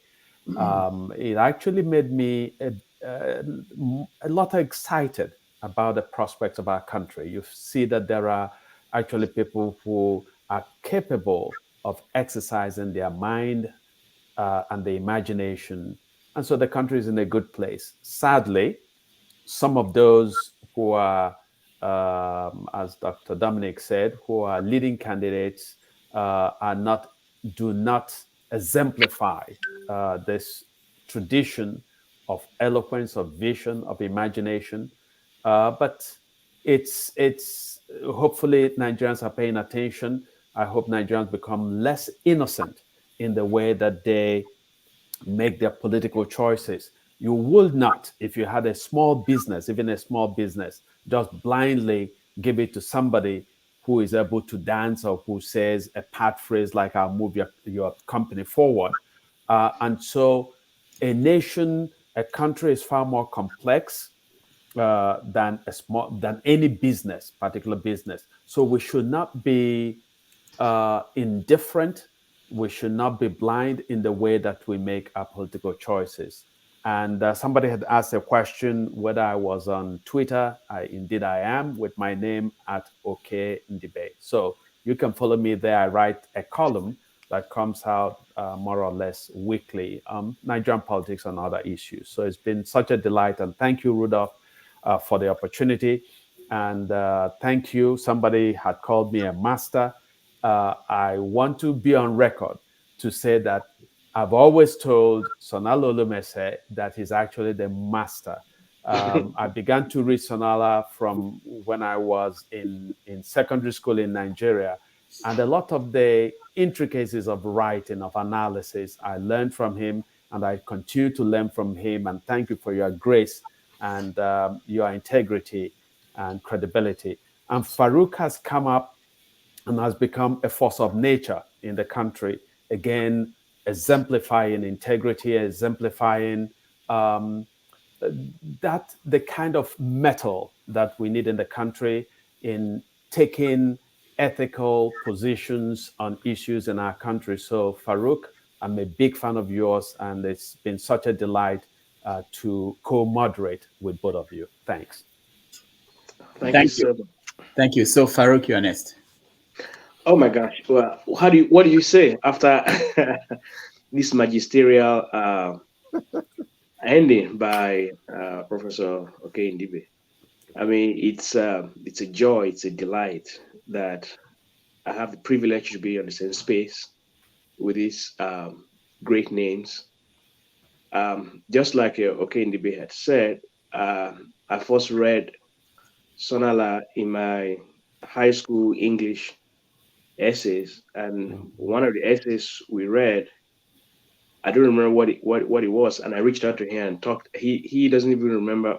I think it was one of the comprehension passages where they will isolate phrases and words, and you answer questions, and for some reason I thought this was a writer who had long departed.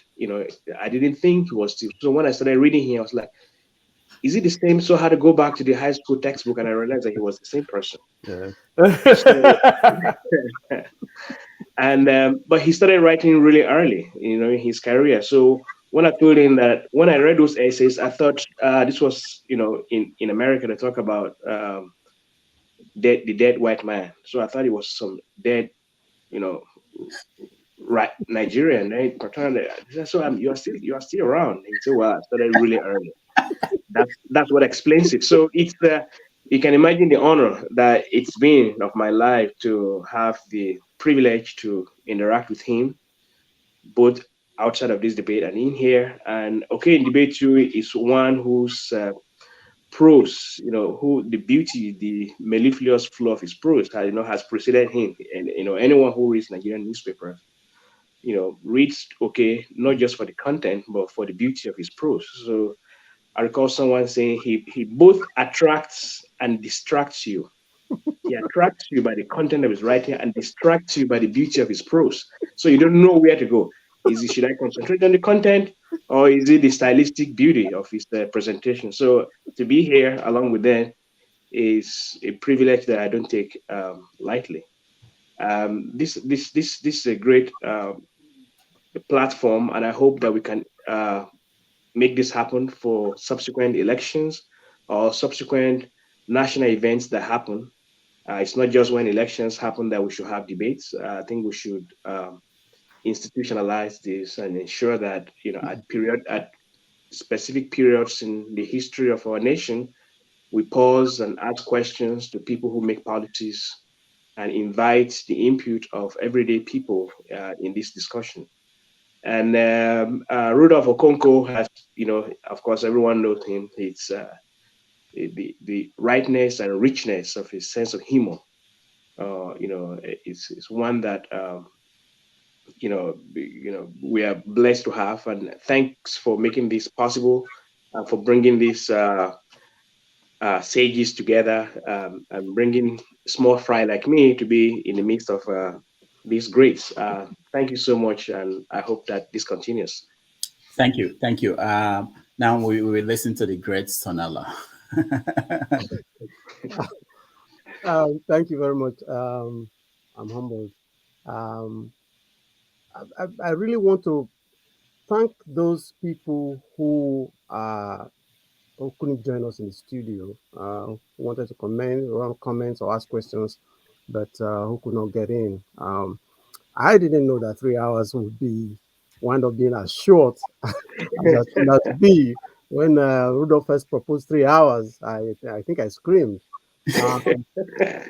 But what has happened here today has really lifted my spirits, not just about the elections next weekend, but about Nigeria. I saw one of Farouk's children in the background come in, and I think he asked the young girl, I said, let her stay. I said, because this really is about the next generation. Yeah. You know, this is, and for Farouk himself, he will tell, I've told him that before Nigeria is through with him, he will become a philosopher. But let the wisdom that we each gain uplift not just ourselves, but our country. Many of us who are on this platform today are outside the country.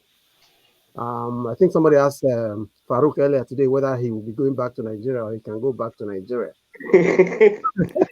I was going to answer the question by saying, ask okay in debate, because almost every time he comes there, they hold him somewhere.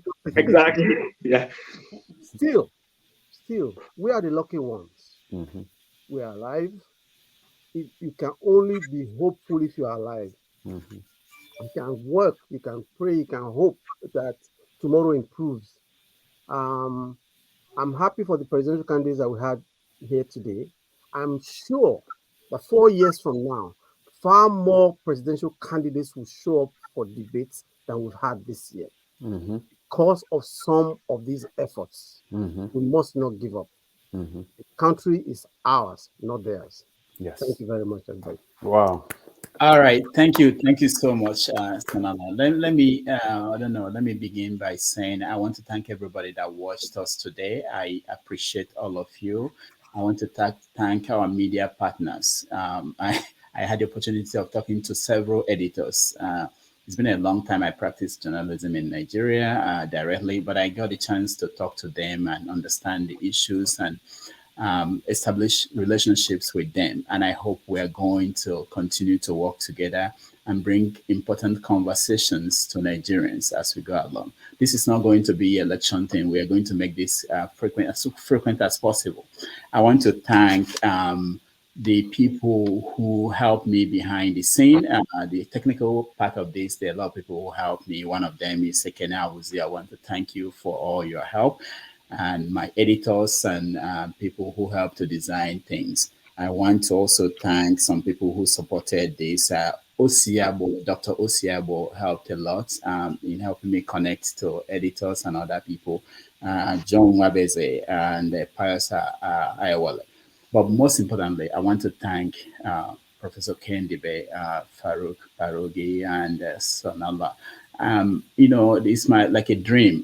If you ask me, go to a candy shop and choose anybody you want. And I chose them and they all agreed. And it's not, it's not an easy thing. I appreciate you guys. Eso, for those who do not know, we call him Eso, and you don't call him that. He wrote a book I read. I read in secondary school. Most of you may not know that he wrote it. No Second Chance. By a long man. If you tell me that I will meet the author, just like Farouk said, and when I found out that he was the one, I really appreciate you and your contribution to journalism in Nigeria. Okay, it's the same thing, of course, okay, it's my right-hand man.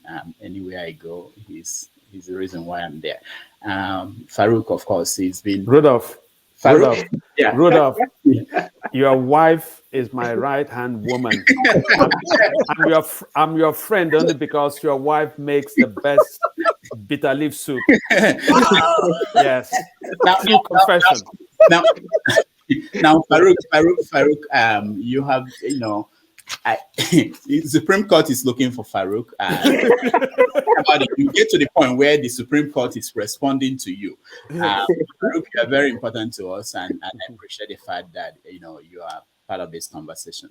and so many other people, including this Dr. Dominic that you guys are seeing. He's like my assistant now. If I'm not here, he takes over the show. So I thank everybody. H-Show, I thank you. Ovie, thank you so much for joining us. Ike, thank you. Dr. Danladi, thank you. And all the people who sent questions, I appreciate everybody.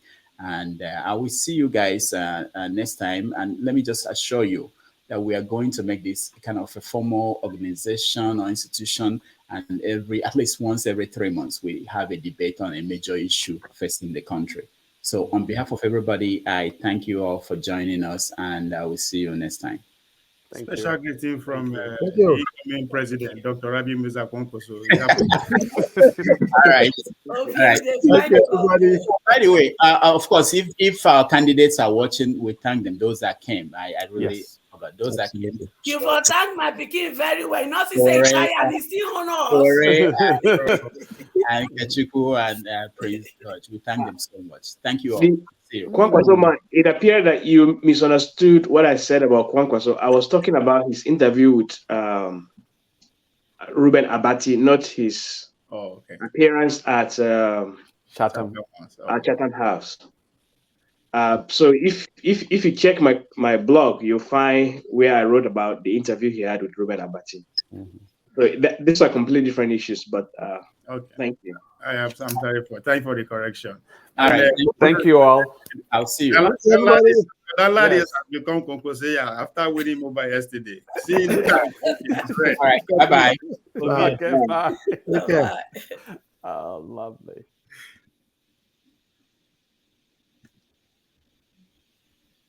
Okay. My computer doesn't want to end.